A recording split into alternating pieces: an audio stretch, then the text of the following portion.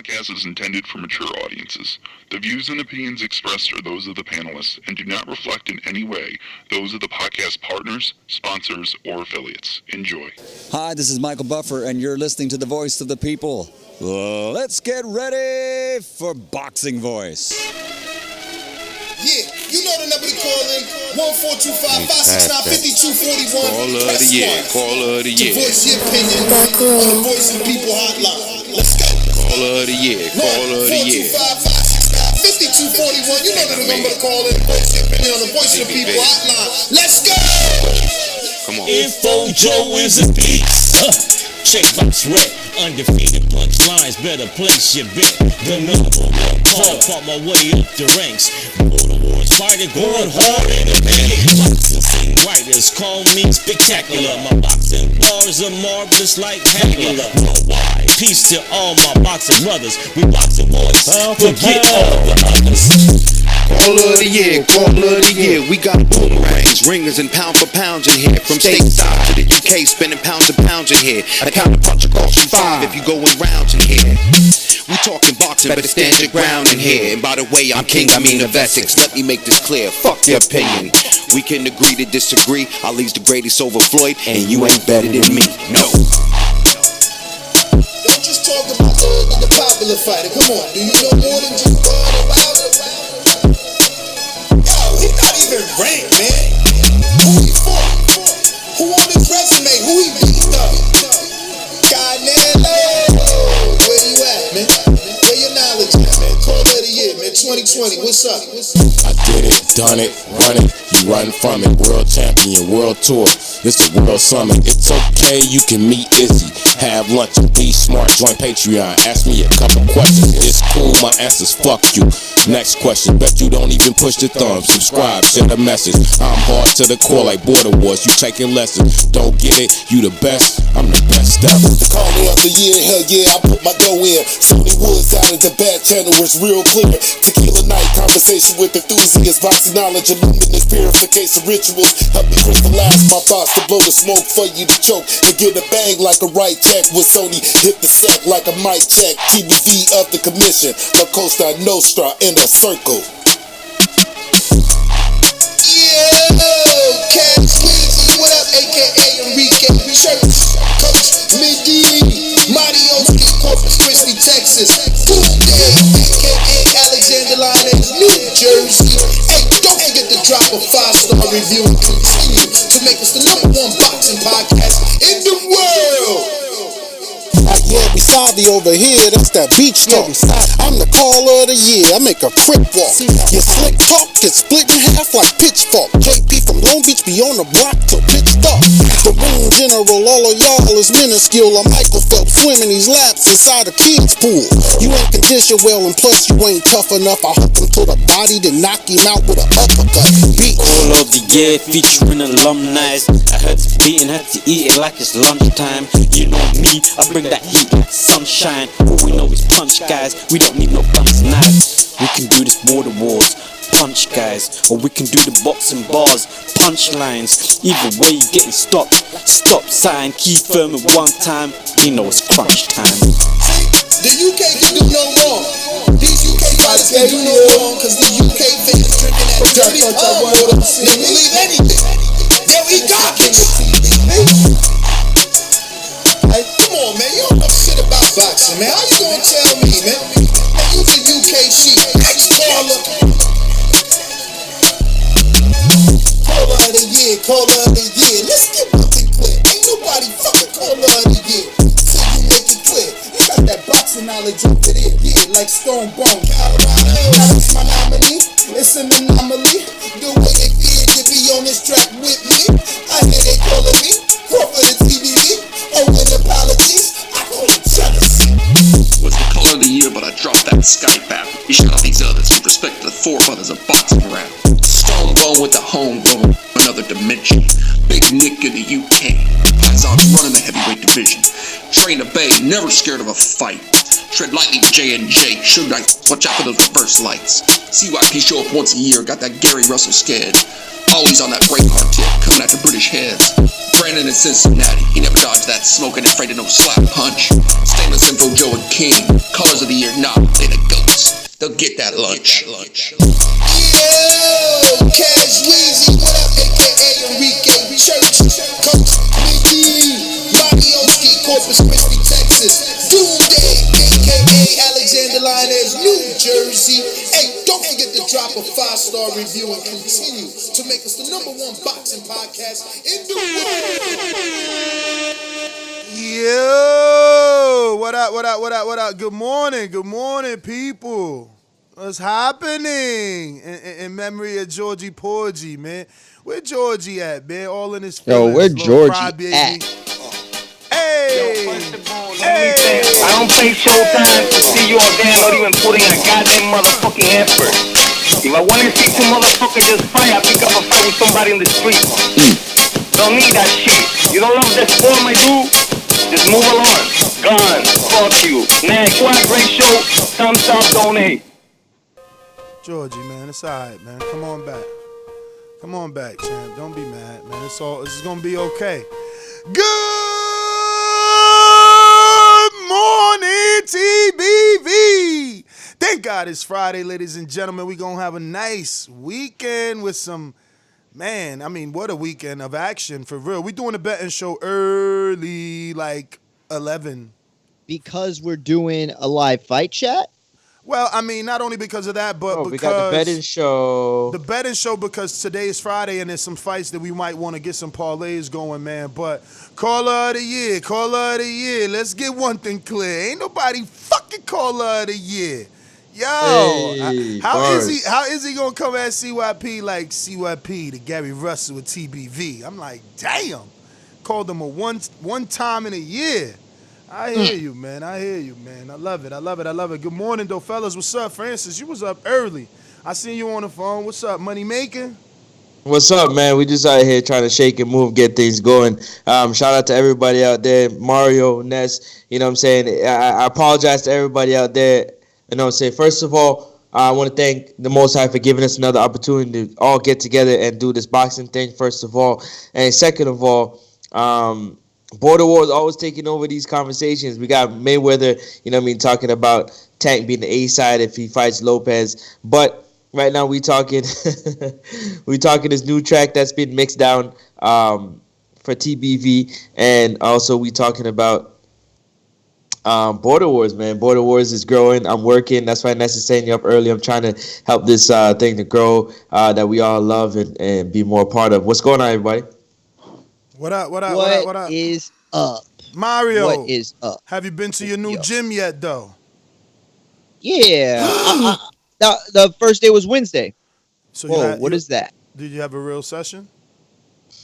Oh, my bad. I'm sorry. The YouTube was playing in the background. I thought that was y'all. Yeah, no, not a real session. I got to hit the heavy bag a little bit, and but what I love is they got double in bags. They got what are they called? The snake bags. It's official in there. Like the gym I was working at before, it was just heavy bag. That was it. It was one size fits all.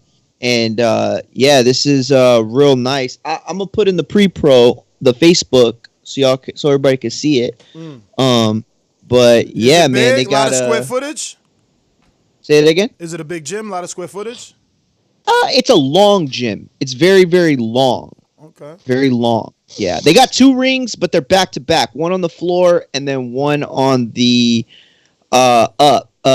one that's it's a 3-foot raise, I think. But yeah, the only bad thing about the gym, and I already talked to my coach about it. They're gonna work with me, is that it's only Monday through Thursdays. But he said I can come in Fridays. The only problem with Fridays is it's closed to everyone else, and they have a professional wrestling group or camp that they have locally that works out there. I don't think they box or anything. I think they just like get a workout in or something. But yeah, so that's cool. The only bad thing is it's only really Monday through Thursday. I mean, that's good though. 4 days a week. You can do no, the definitely. rest. You gotta just cater your schedule to it. Turn the rest into your strength and conditioning days and your rest day. But real quick, obviously we hear this fine October 30th morning. Kind of just counting down the days. The Border Wars 9, obviously December 5th. If you don't pay your deadline fees by November 9th, you're out. No fees, no fight, no sparring, no fight. But today, this morning, we're here to discuss Mayweather and his thoughts, man. Obviously, polarizing figure in the sport, one of the few faces of boxing.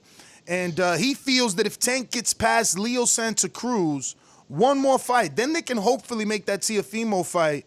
Now, this is right on par with what he was saying when it came to, Tank Davis facing Vasyl Lomachenko. They were never in a rush to face Vasyl Lomachenko. And, saying that they need one more fight before they face Teo is also demonstrating that they're not in a rush to face Teo. But I don't think there's anything wrong with that. I think that, Teo only getting a rumored 1.2 to 1.3, maybe 1.5.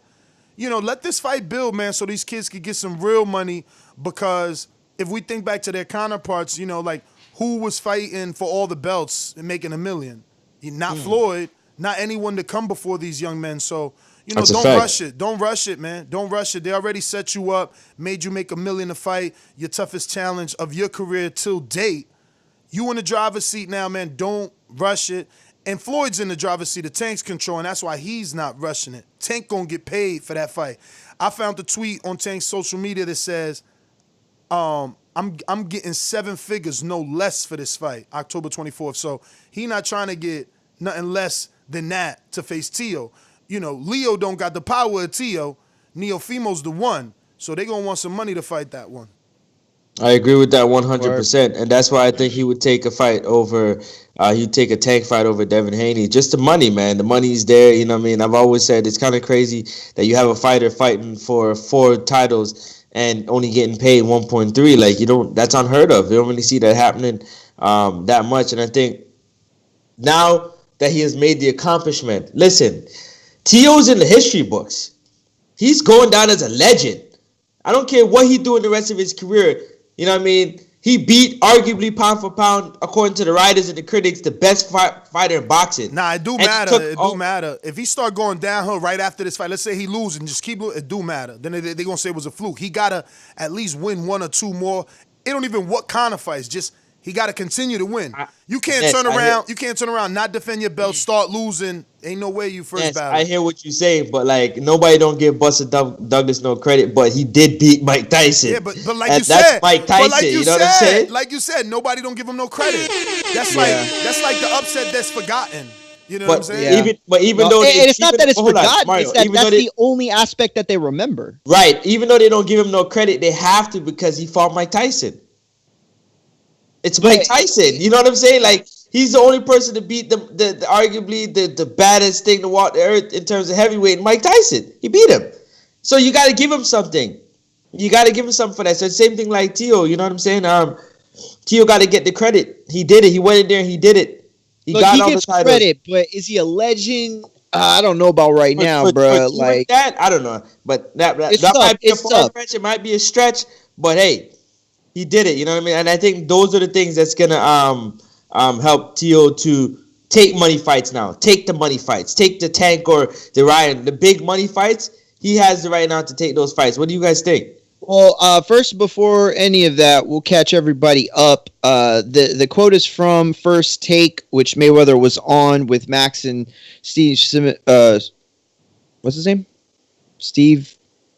You know what I'm talking about from First Take. Is it Smith? Yeah, Steve Smith. Yeah, Stephen A. Smith. Stephen A. Smith. Thank you. And Mayweather said on First Take, it must make business sense on our side because no matter who Tank fights at lightweight, Tank has the biggest name at lightweight.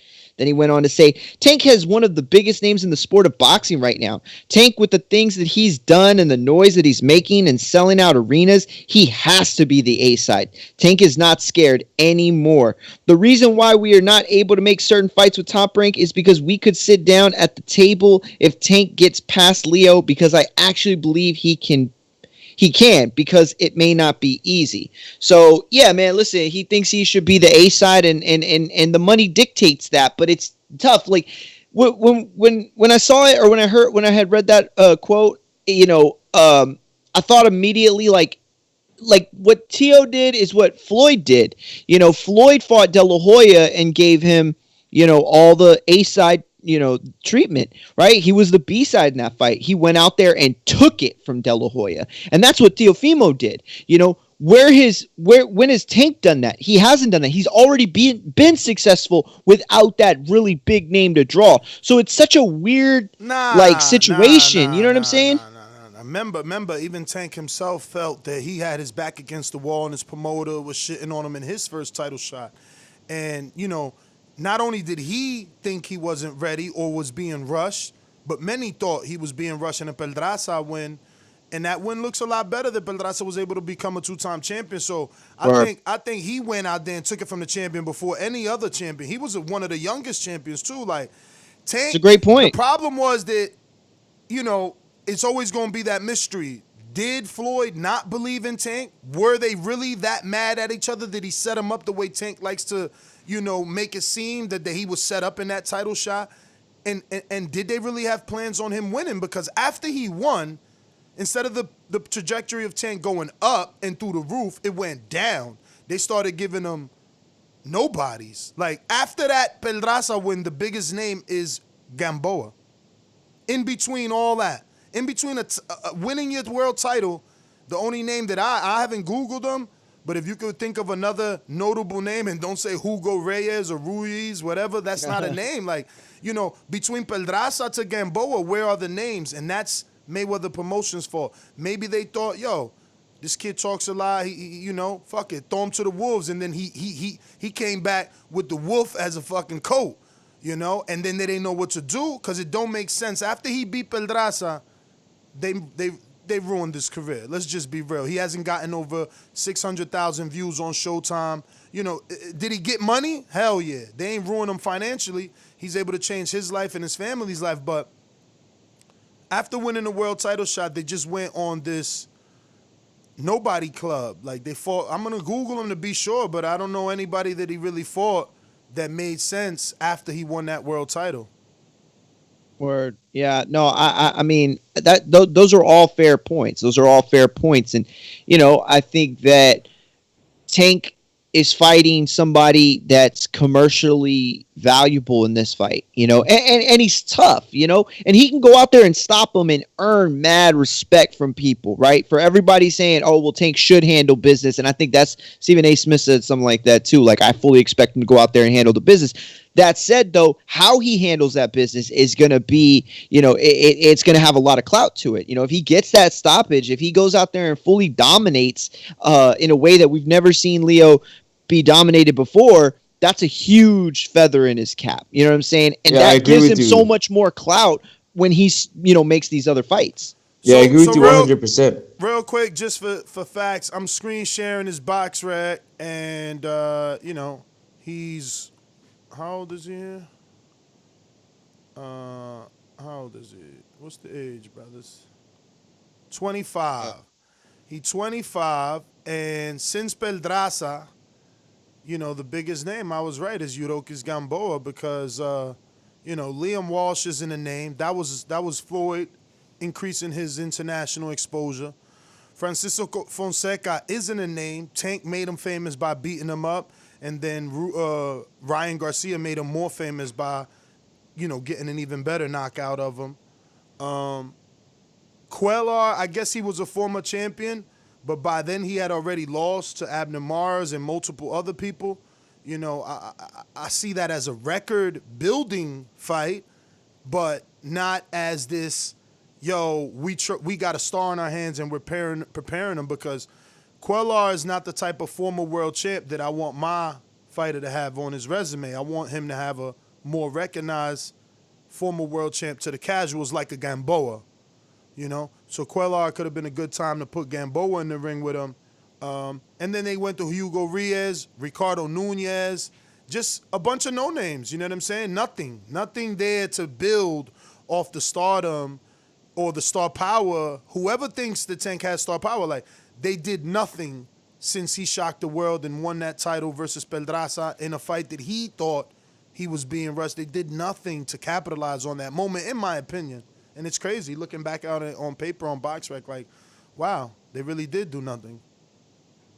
Yeah, no, that's like I said, it's a fair point. I think that's a fair point. I think though, this Saturday marks, I feel like, a new beginning for Tank. And the thing is, like, when you look at Teofimo and you look at what he's done, it's incredible. But I feel like Top Rank needs Teofimo to get that fight just as badly as they would want. We would want Gervonta to get that fight, because what Teofimo did was beat like the hardcore darling, right? And so for a lot of casual fans that might have tuned in, might have caught the highlights or whatever, it wasn't a name that like inspires casuals per se. Lomachenko, again, he's a hardcore darling. Tank is a completely different monetary animal. You know what I mean? He is Mario. He means big bucks. You know what I'm saying? So it's not the same kind of why? Win. It means why, more. Mario? And why? It means big bucks because he's young and he got the youth with him. He got he got the younger generation following behind him. Kind of like similar with the whole YouTube space with the zone, wanting the youth of the Jake Pauls and the Logan Pauls of the world and the KSI. They want their young fans to cross over and do subscription. Did it work? Not necessarily, but Tank is a different kettle of fish. He's a different type of situation where he really got this. They really love the way he's come out of the mud. He got it out the mud. And anybody that from the mud knows what it is to get it out the mud. And they're rocking with Tank. And that's why he's a bigger cash cow, in my opinion. You know what I'm saying? Fighting him than a Ryan. Ryan, is like you said, is a darling. You know what I mean? Devin is, sensation. He also getting it out the mud. But Tank is different, man. I don't know. Let me tell you guys something, bro. Looking at it black and white, they not fighting Tank. I'm not saying they don't think he can beat Tank, because obviously he made them a believer beating Loma. But I got the rankings from all 4 sanctioning bodies in both divisions. How did you see that? See what? How do you see all the rankings for the sanctioning bodies at the same time? BoxingVoice.com/rankings. We got it. So I'm screen sharing 140 and 135. Now, obviously, Teo's the champ across the board. On 135, he's got all the belts. Obviously there's an asterisk with the Devin Haney situation, but right, they can talk to the sanctioning bodies. Obviously they're good with the WBO. Lee Selby's going to be facing Cambroso. They could go with the WBO mandatory of the winner, Lee Selby and Cambroso, if Teofimo's sticking around, which I don't think he is. Floyd's talking about one more fight. I agree. Floyd's talking about one more fight, and then we can hopefully fight Teo. Teo's talking about, I got to go, I'm busting at the seams. So, again, why would they make a fight where Teo could lose, right? When they could take Teo upstairs. Look, fuck it, drop those belts. But before we do that, let me just explain why, right? So you drop the belts, and in the WBO, the Cambroso, maybe he gets a shot. Linares is high up there, number 6. Maybe he gets a shot. Lou DiBella's Emmanuel Tagago is up there. Maybe he gets a shot. So that belt goes vacant. IBF, again, Cambroso, Selby, no Felix Verdejo, he'll get a shot. It's a wrap. So now Top Rank has one of those belts back secure, but he'll have to face one of those names I mentioned above, which is not a given that Felix can win, and he's actually scheduled in a fight. WBC, Devin Haney already owns the belt, and that's why we said there's an asterisk there, so, Teo would just still be franchised. And then in the WBA, obviously Tank holds the belt there, but Linares is ranked high, and, even Gamboa. So I can see that. Oh, Robert Easter, too, as an eliminator, But moving up, they got options. They could put Teo versus Cepeda if he doesn't want to. I like that fight. If he doesn't want to automatically say, WBC, give me a shot at the champion above in Jose Ramirez, and they just want to prepare the situation so they get a better financial result from it by being the mandatory no rematch to Ramirez, they fight Cepeda, the number 1, who's top rank, Teo's top rank, Ramirez top rank, and you become number 1 to Ramirez. No need to negotiate. No need for a rematch clause. Same thing. Josh Teller's with Top Rank. So they could go the Josh Teller route. They got so many fighters here. Maurice Hooker, well, he went to PBC. and Reed just went to PBC. They got Salcedo at number 6 in the WBO. Victor Postal, another top-ranked dude that likes to, deal with top-rank. He's in the WBO. When you're looking at the IBF, anybody else in here top-ranked? Not really. Not really. Dan, they ain't got nobody that I know of in top-rank on the. I don't see anybody on the IBF. But they got Zepeda at number 1 in the WBC, and then they got the champion. That's enough. And then in the WBA, they got Josh, who's the champion. And I'm wrong. Obviously, Top Rank has IBF, with Josh Taylor. But, they got more options. Well, you were saying the rankings, though, right? Below the champion is what you were talking about. Yeah, they don't have anybody in there. Anybody. But at least they still own the belt, so Teo can move up and fight them, And if Teo loses, the belt is still with Top Rank versus fighting Gervonta and those belts being lost, that power being lost. I don't know. I don't know, man. I think they got more options him moving up. Him and Haney been saying they want to move up. Doesn't it come down to the fighters? Sorry, not to cut you. I apologize. Doesn't it come down to the fighters' decision? Yeah, but that's what I'm saying. Him and Haney, Teofimo and Haney, they're on record. If you check some interviews, they're on record. They both ready to go to 140, bro. They both ready to go to 140. Yeah, but I think they will take. I know that they will take a cash out at 135 fighting a Tank before moving to 140. That's a big money fight. That's leaving cash on the table. I'm not sure they're gonna take it. No, it's not leaving cash on the table because, and I get you. Maybe you're right. This is not a debate or an argument. I'm just saying Tank is so young that why can't you just wait for him to move up? He's not gonna Tank. There's no way Tank's staying at 130, Joe. Because they already talked about Tank at 140 being probably the highest and probably not good for him given his stature. He might not carry the weight so well at 140. He might be a little too fleshy at 140. You know what I mean? And that might be to his detriment fighting guys who might be in tip-top shape. So I've already heard them kind of whispers about that. And I get 135 being the cap for him. I get you, but you got one guy saying, I'm done with this division. I need to go to 40. And the other guy about to fight at 30. So we're talking about 10-pound difference. Can the cash hold him?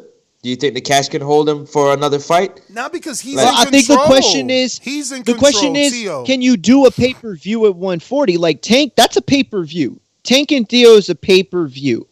No doubt in my mind. But is Teo and anyone else at 140 a pay-per-view? Ramirez, Taylor, I don't know. I mean, those are great fights. Those are fights I would love to see. I think Teo and Ryan at 140 is pay-per-view, personally. I think Ryan Garcia? Yeah. Oh, possibility. That's a possible. Yeah, but if you're focused on Tank and not leaving the money on the table, as you put it, then I think that's a valid argument because, you go and you have a big fight that could be pay-per-view. I think, listen, a lot is going to depend on what happens this weekend moving forward. This is going to shift the landscape possibly of like pay-per-view. Like imagine if the Charlos would have done like crazy numbers. Like imagine if they put up like a 750 or an 800,000 pay-per-view buy.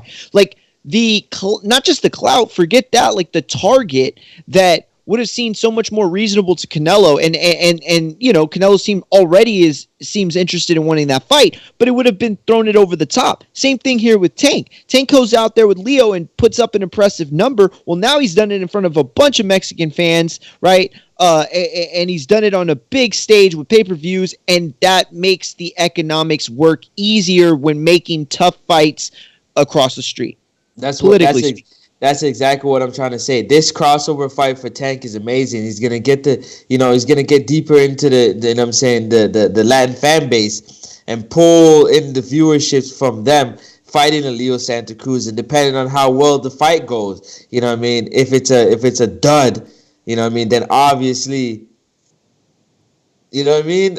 It's not gonna do good for him. But if it's a firefight, whether it's a knockout or it's a 12-round just pure action fight, is going to be good for Tank to help with his pay-per-view numbers. And that was what makes him the A-side at 135 and possibly at 140. Because I think he'd be a bigger name than a Josh Ramirez or Josh Taylor at 140. I'm talking Tank. Word. But you just said that he's going to be fleshy, though. Yeah, I'm saying if they were to make that move, if they figure out some logistics and how they could do it, and to make him at his best, he would still be the cash cow at 140, in my opinion. I agree. I agree with you. I think you're absolutely right. But I'm gonna tell you right now, you are making me want to do the betting show like right now. Like I want to see all the numbers. And honestly, you and Cash have been making me like want to talk about the betting since like Tuesday. But yeah, man, I cannot wait for the betting show. Let me get to some of these super chats. I don't think we. Oh shit! I haven't even. Let me get to the chat. I got it. Yo, somebody else called me out. Sorry. Somebody else on the super chat? In the chat. Oh, nice. You got a super chat to call out. First one, guys, it's from Carlos Diaz. What's up, Carlos? He's back. He says, it's fire at 140. Ness with the facts. Israel Webb says, hashtag bring Bishop back. Hashtag Bishop #1, pound for pound. Hashtag Pulev3. You slipping, bro. Who's that? He putting Bishop above Mitty and myself. You better Pop and Pop #1, baby. Mitty. Who super chat was that? I got Bishop Pop and Pop #1. That was Weber. Yo, Weber. Oh, okay. Izzy. Yo, but you can't catapult to #1 off a dude that wasn't even ranked in the pound for pound. Yeah, you can. Yo, real quick, looks like we got our first guest joining us, Xander Zayas. What's going on, brother? ¿Cómo está? How are you guys? How are you? I'm happy to be here. Bro, man, you always smiling, man. You always happy, man. That's great energy, man. I'm happy. I'm happy that you got that energy. I was actually hitting you up yesterday trying to figure out where exactly your gym is. You said it's in Davie, Florida, right? Florida, yes. Davie, Florida. That's close to Fort Lauderdale. It's like around 15 minutes from Fort Lauderdale, and that's I've been training there for 6 years with Coach Javier Centeno, my dad Orlando Garcia, and my manager Peter Can. And it's a great team. Nah, I love that Fort Lauderdale area. Too rich for my blood, but definitely beautiful out there.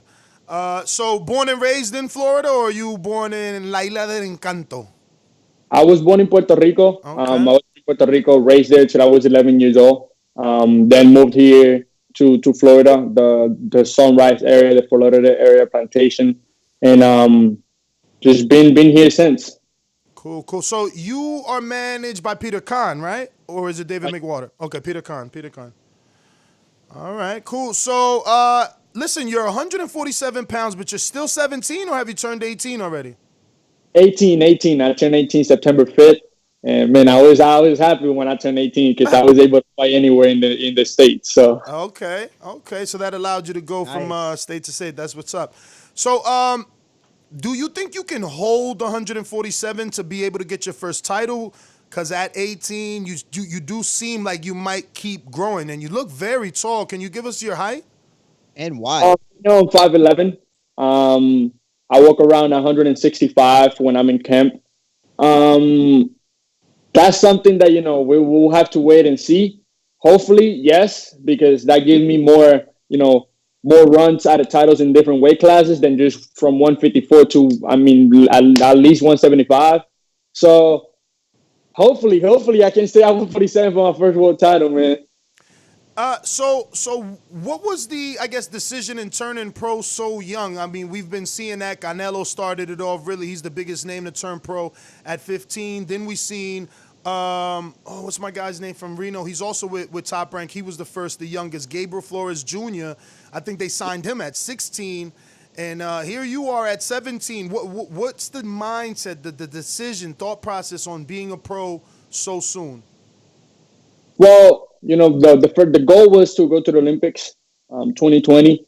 Unfortunately, the AIBA cut the rules because of what they're going through with the Olympic committee. Now the Olympic committee is running the boxing side, and they said that if you younger than 18, you cannot qualify or compete in the Olympics. So from that, I just I said to my team, hey, it's time to turn pro. It's time to go for the money and for the legacy.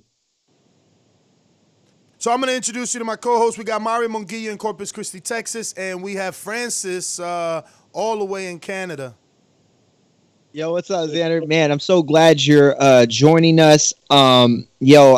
Big fan, man. I love the way you fight. You got aggression, you got athleticism, pinpoint placement on your punches. You look like you got pop in both hands. I mean, I just can't say enough good stuff about your in ring, but your out of the ring is also very impressive. You got the look, you speak well, everything. The one thing I wanted to ask, and I think you might have answered it with the age thing, but recently there was the card on Saturday. I don't remember what it was, and you fought the Friday before, right? And you fought on the Telemundo card, or what was it? It was Telemundo, correct? Telemundo, yes. Telemundo. What was the reasoning for you fighting the Telemundo cards? Because we came to the conclusion that perhaps the top that your team wants you to really get that Spanish demographic down. Wrong. I think the better question first is: are you with Top Rank? Because we were confused if you're with Top Rank or just working with him. No, he's with Top Rank. Okay, so the second part to that was we were confused as to.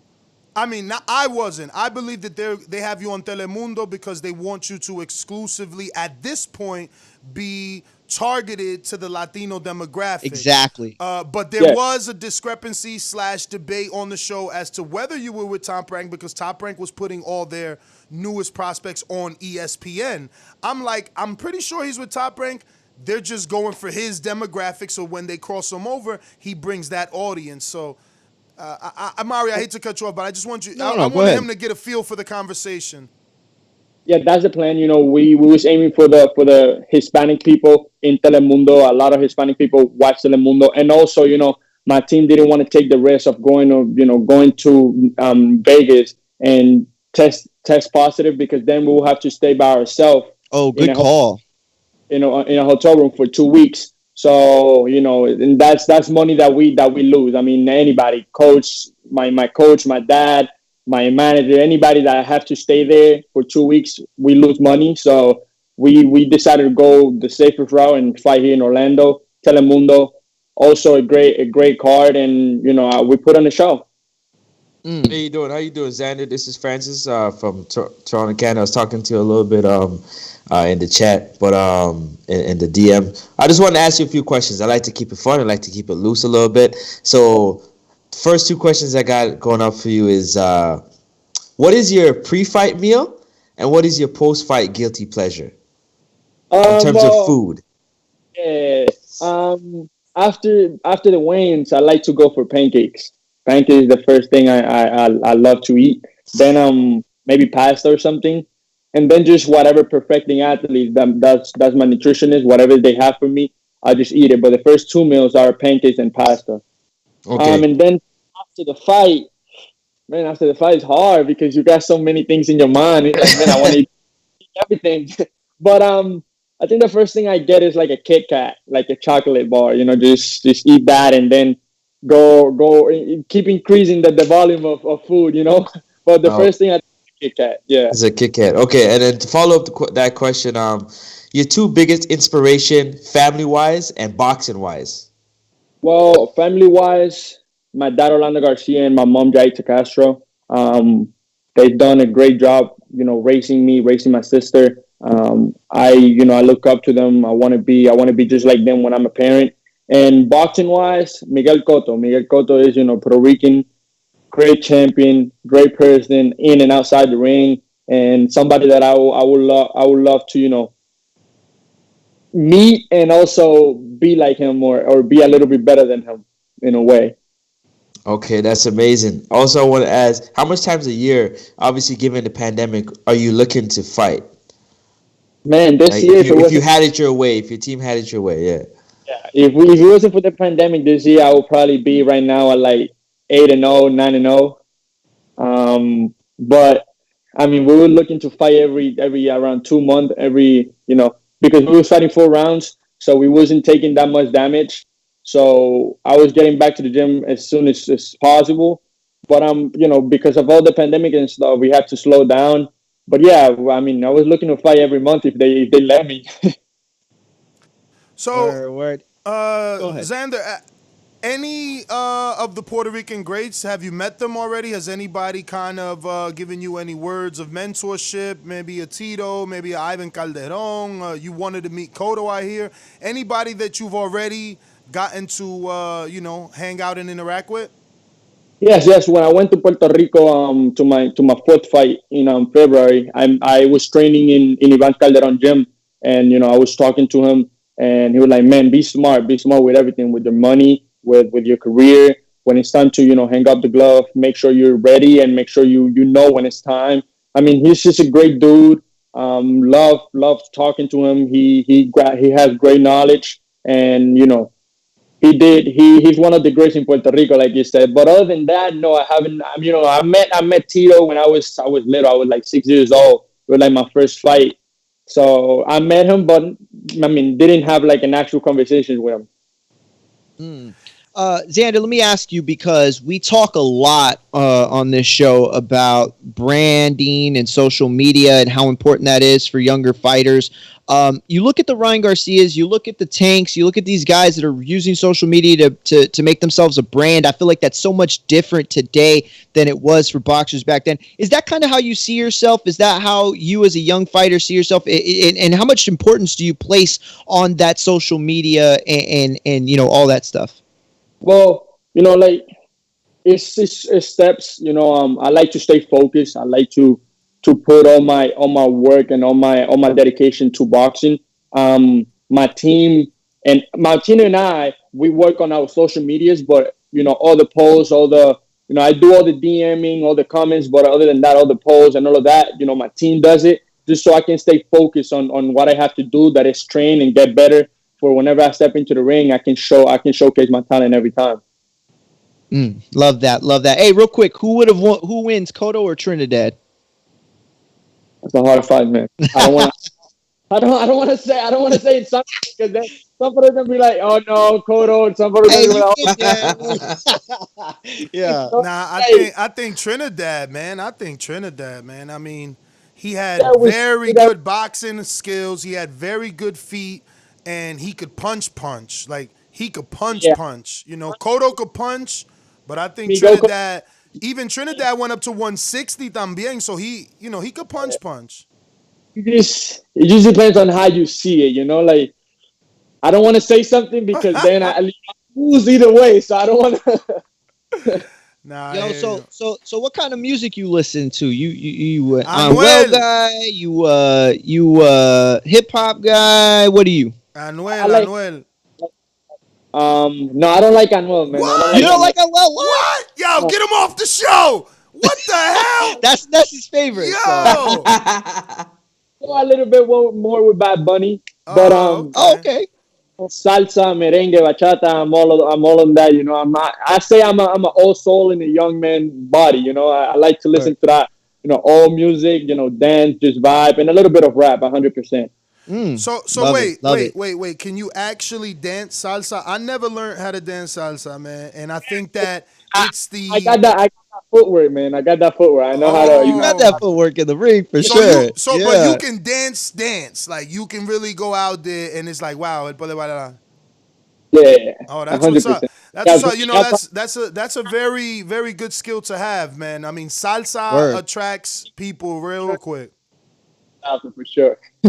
Yo, that's the only times. Well, not the only times, but that was like the easiest times I've ever, gotten with girls at the club and stuff. I was like, yo, let me show you, I could do this. No, because it's like if there's a club, 70% of the men don't know how to dance salsa. So that's when that 30% they shine and they out there doing turns and oh man, it's wonderful. So congrats. That's what's up. So who taught you that? Was it your mother? My mother is a really nice salsa dancer. She loves dancing salsa. Also merengue and bachata. She also taught me that. She's a great dancer. I mean, my dad is also a good dancer. But I think I got it from my mom. Now, speaking of salsa, I seen you on your Instagram. Kind of doing some salsa steps. Then you started hitting the heavy bag. I saw that. Yeah. Do you think that knowing how to dance, because look, they highlight so much about Lomachenko going to ballerina class. Do you think you dancing salsa helps you with your footwork and helps you with your boxing IQ? I wouldn't. Yeah, in a way, yes, but I think it's more to stay loose. You get that rhythm going, you get that music through your ears. You start feeling yourself. You start feeling the rhythm, and you just go. Like me, at least when I spar, I like to put bachata or merengue because it's a fast pace, and I get the pace going, I get the shoulders going, and now Oh, it just word.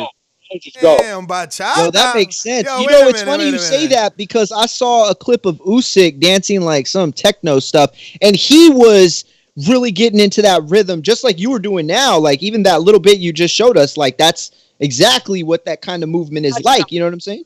Camacho, every time he stepped into the ring, he was putting either something salsa, merengue, bachata. He's so Exactly. macho time moving. He could get that. Yo, so what's some of your favorite bachateros? I didn't know.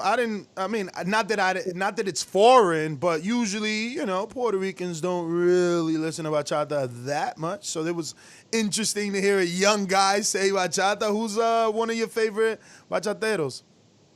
Elvis Crespo, Okay. nice. I mean, I just listen to a lot. I don't memorize all the names, but I just listen to bachata. I just go with the rhythm. Nice, Let me see, nice. Rosarios. I mean, there's a lot of guys. Cool, cool. Word. So, what? How did you and Peter Khan connect? Well, Peter Can knows my coach Javier Centeno for 20 something years. They have a good relationship.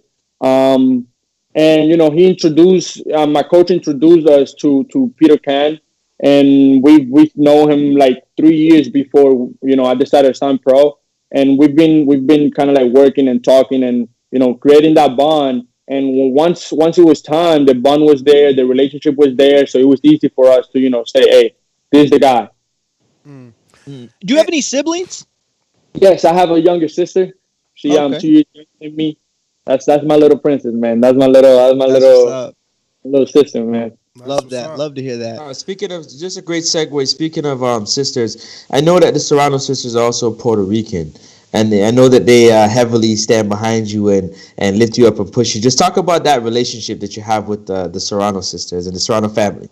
Those are my big sisters. Every time I need to talk about something, anytime I need an advice, I know I can contact them and tell them, hey, what can I do? What is better for me? What in what way I can get better? Either in boxing, whatever it is. I mean, they always there for me. And I love hearing advices from them because they've been there before. I mean, they've been champions before. They know what is be at that top level, fighting the top competition. And I think it's just great for me to have them in my side. Over the years, I've learned that a surprising number of fighters don't really watch boxing. Like a lot of young fighters I've interviewed over the years, they'll tell me like, I don't ever watch boxing. I mean, they know who fighters are, of course, but they don't really watch it. Are you a actual fan of boxing? Like you watch boxing, you make Yes, sure you don't miss them? 100%. This weekend Awesome. we got a loaded weekend. I mean, we're starting today with Mongias in the main event. Then tomorrow, George Cambosos is fighting in the zone in the Usyk Isn't that your co-main. sparring partner? Yes. Didn't you and That's your sparring partner, Camboso right? spar? Yes. Yes. So Then so we so how, also wait have wait wait wait wait! Don't Theo. go too fast, cause No, let it. we're He actually about. trying out. He trying out as a co-host. Listen to me. Listen, we about to put money on some fights in like 40 minutes. So what? How was the sparring? Does he hit as hard as advertised? They said he's been a sparring partner for Manny Pacquiao for a long time. Like, what could you tell us about Cambroso? Because this is going to be his first step up in the sense that he's 27, only 18 fights, and Lee Selby's a former world champion and the biggest name that will be on his resume. So, what did you see in there in sparring, and what do you think of Cambroso? Man, the work ethic. I think the work ethic is always at a high level. Like I love working with him. I love every time he comes into camp because I know we're going to work hard. We're going toe to toe. Anything we do, we can do. We can be doing Ooh, wait a conditioning. minute, wait a minute, wait a minute, wait a minute, wait a minute. You said, I know we're going to work hard. I know we going toe to toe. Can he change gears? Yes, 100%, 100%. He knows when to be smart and box. He knows when to attack. He knows when to counter. He knows when to do everything. Like he's an overall great fighter. I mean, I learn a lot from him every time after every sparring. I talk to him, see what I did wrong, because he's getting to that top level, so he knows when you commit mistakes, he know how to capitalize on those mistakes and how to make you pay. And I believe that tomorrow afternoon he's gonna show that against Lee Shelby, because I don't think he's gonna hang. Shelby's not gonna hang against Kambosos more than 9 rounds. Let me ask you another question here. Without putting you on the spot, but it is an on the spot question. Who gives you the better work, Amir Iman or Cambroso? Man, both. And then who hits harder? I need to know who hits harder. It just depends, because look, in a Amir Imam, I got a pure boxer. I got a fighter that is gonna show me the angles. Is gonna show me the speed, the distance, all of that. And in Kambosos, I got a fighter that is gonna put the pressure, that is gonna move, that is gonna make you pay for every mistake. So it just depends on what type of opponent I'm looking to have in front of me. So if my opponent is the boxer, then I will spar with Amir. But if my opponent is a fighter that is going to come forward and box and be explosive, I will have Kambosos training with me. So it just depends who hit harder. I'll have to say Amir, because he's heavier. He's 147, and he's coming from 160. We're sparring with big guys. Yeah. Kambosos like 140 something when he walks around 150. So it's more weight coming into those punches. Definitely. Yo, you answer that. He got boxing skills. He's got the knows. knowledge. Yo, he knows, bro. He knows. So Teddy Atlas likes to say, "Oh, he was fat with his punches." Is Cambroso fat? You said he likes to bang. Is he gonna get wide, or does he come down the middle? He's special, man. I'm telling you, like he's very smart. So you think he could get the stoppage? What was that? Do you think he could get the stoppage? Yes. Before the 9th round. If he goes after, then it's gonna be a decision. He called the round. Okay, before the 9th. Yeah, he called it earlier. That's the under, right? That's called the under. That's my guy. That's my guy. Yeah. And listen, and it's all gonna happen with pressure and breaking him down mentally. That's how Shelby have lost in his fight with Warrington. He freaking lost because he was getting under pressure. He didn't know what to do, and it was because Warrington was putting the pressure from round 1. And I believe if Kambosos start building that pressure, it's gonna be over. Hey fellas, let me tell you, I'm calling him Professor X from now on. Word, for real. Professor X, man. You got that knowledge, that insight. Let me ask you, Professor X indeed. We a little bit torn, hardcores, they're like, yo, Tank should stop Leo. But then, the boxing brain is like, wow, he went 12 full rounds with Gamboa with one bad leg. He struggles to make weight. How much is that going to take from him? How much is he going to have on fight night? What's your thoughts on Tank versus Leo Santa Cruz? Could we get a stoppage from Tank there? It's going to be a great fight. That's for sure. But I mean, the stop is going to be there if he capitalizes on the mistakes that Leo commits. But I believe that Leo is a very smart fighter. I believe that Leo listens to his corner and follow the game plan as the corners tells him. So it's gonna be a great fight. It's gonna be a match that whoever commit the first mistake is gonna pay for it. And in that fight, I would love Leo to win, but it's gonna be an awesome fight. So that sounds like you think Tank will win. You rooting for Leo though? Yeah. Nice. Who else is a big fight? We got Usyk Chisora. Usyk just weighed in at 217. Chisora 255. And Chisora, wow, he came in dressed as like dead presidents, I think. All white paint and like black eyes and almost the Joker look on the face. It was with like black Halloween. Paint. Yeah, I mean, it is Halloween. Okay, I get him. So, okay. But what do you think? Does old man Chisora have enough to get Usyk? I don't think so. In a way, like, I don't know. I mean, it's boxing. It's the heavyweight boxing. Everybody can punch. But Usyk is special, and he knows how to, again, change those gears and know when to pressure. He knows when to box, and he knows when to make you pay. So what would you say? Unanimous decision Usyk, or you think he puts himself in the position to get a stoppage, maybe like ref TKO or something. Maybe a ref TKO, but I don't see him like knocking him flat out. Maybe a stoppage or a decision. I know you're gonna be mad at this one, man. And this is not nowhere near, but Danny Garcia, man, Puerto Rican, Philly Rican, Earl Spence. Can he do it, or is Earl just too special, like you like Or saying? nah. No, man, I think Danny can do it. It just depends on how Errol comes back from that accident, how Errol's stay focused in the fight, and it's all about the mental games now. Like I think Danny can 100% win, and I'm rooting for him. I think I got him winning. Like I really do. Wow. Okay. By decision, Love or it, you think he stops him? By decision. If it go by decision, it can be the only way he's gonna win by decision. Got to be unanimous, so he have to win every round, or a knockout. Man, that left hook is lethal. And against a southpaw, that always works. Yo, I'm curious.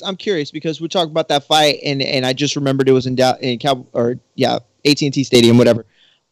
So let's fast forward, right? We're 5 years down the road. You're a champion. You're about to headline a big pay-per-view. Where would the dream place for you to headline? Like, is it Madison Square Garden, Barclays, or is it not even in the States, like Puerto Rico? Where would you? What's the best venue that you would want to headline? Already, Chip. He said it. Madison Square Garden. Oh, I'm sorry. I was like, Madison Square Garden. Yeah, that's what's up. That's what's up, man. Hey, listen, is that all the great Puerto Ricans have fought there, man? So he's got to make his stop. I get it. Hey, listen. I got Xander. Thank you very much for your time again. I really appreciate it. Before we get out of here, I just have some quick hit questions I want to ask you. I want to keep it fun and light. Hold on, I want to stick to boxing because we got another really good one. I just want to get your thoughts, and we never knew who he sparred, who he's seen with his eyes. But Michel Rivera, the Dominican, he's trained by Herman Caicedo. And actually, Herman is out of Hialeah, Miami area, kind of close to you, I guess. And he's going to be taking Ladarius Miller on from TMT Floyd Mayweather Promotions. Are you familiar with those two? I believe I know the Dominican kid. I think I've moved around with him. Oh. He's 135, right? That's 135 100. Mm-hmm. He's holding the WBC. I forgot what. Yes, you got it. You got it. Yo, my man knows his boxing. Xander, you need to be my job. You need to be a co-host on the show at least once a week, twice a month, man. Let's go. Y'all let me know, man. I'm more than welcome to it, man. The Dominican kid is special. He's great. He knows. Again, he's very smart. Boxing wise, he got the boxing skills, the movement. He has the power. And I think it's going to be a good fight, but I think the Dominican kid is going to win. By 100%. Stoppage, though? You think he can stop him? I don't think he can stop him, but I know he's going to win by unanimous. 100%. Unanimous. That's a good direct hit right there, unanimous. What else we got? I'm just going down our Pick'em League. We do a Fantasy TBV Pick'em League, so I'm helping all our brothers and sisters who, go ahead and vote. Let me see. We gotta show love to my Top Rank family. We're fighting. I'm coming to them. First though, Mario Barrios, Ryan Cowboy Carl. Do you know those two? Mario from San Antonio, Texas, and Carl also from Texas. Golden Boy, I believe. PBC. Mario Barrios. He's got like 140-pound interim belt. Nah, all right. We'll move on. No problem. What's his nickname? Let's go to, like you said, your Top Rank family. I want to know, how do you think Michaela Mayer is going to win? I think she's going to win. Do you think she'll win? His nickname is El Azteca. Oh, I know who he is. I know who you're talking about now. I seen him fight. I don't know a lot about him, but I've seen him fight before. And about Michaela, she's gonna win for sure. That's not even a question. Like, I have no question in my mind. She gets in, and I know she can stop this girl. I know she can for sure. Yeah, I think she can. But I'm gonna go with the decision. Unanimous. First world title, and it's gonna be an awesome night for her. Rashidi Ellis Alex Rocha. That's Golden Boy, but Love that's that fight. welterweight. So I don't know if you've been looking at him.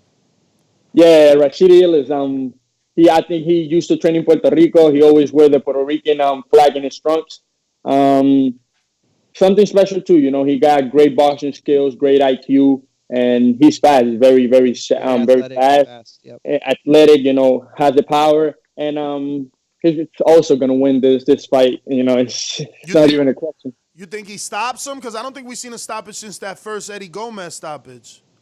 Um, Man, it all depends. It all depends on again the game plan. If he knows how to capitalize on the mistakes that his opponents do. If he knows how to say, all right, it's time to get him out of here. Um, I think it all depends on the mindset that he has coming into the fight. But I believe I believe he can stop him. And Inoue the Monster, Jason Maloney. I guess we're all going with Inoue, but what round you think he stops him? Man, Maloney is my boy. We started following each other a couple months ago. But yeah, I'll have to go with Inoue. That's the monster, man. I think before the fifth round, it's gonna be a knockout. Is he a top 10 pound for pound like people like everyone says? I think so. I think Me too. he's special. He's beat the best of the best. I mean, in that tournament, the Muhammad Ali tournament, he was beating everybody that they put in front of him, knocking him out, beating him unanimous. So I mean, he showed that he belongs in there, and I think he's a pound for pound best. I agree. Fully. We got a few questions from the people. If you still got time, if you don't have to Hold head on, to out. you got to Prograis and Geraldes fight. I didn't. Yeah, Regis Prograis and Juan Heraldez, who is with TMT. Man, Prograis have to win. You know, it's a make it or break it for him.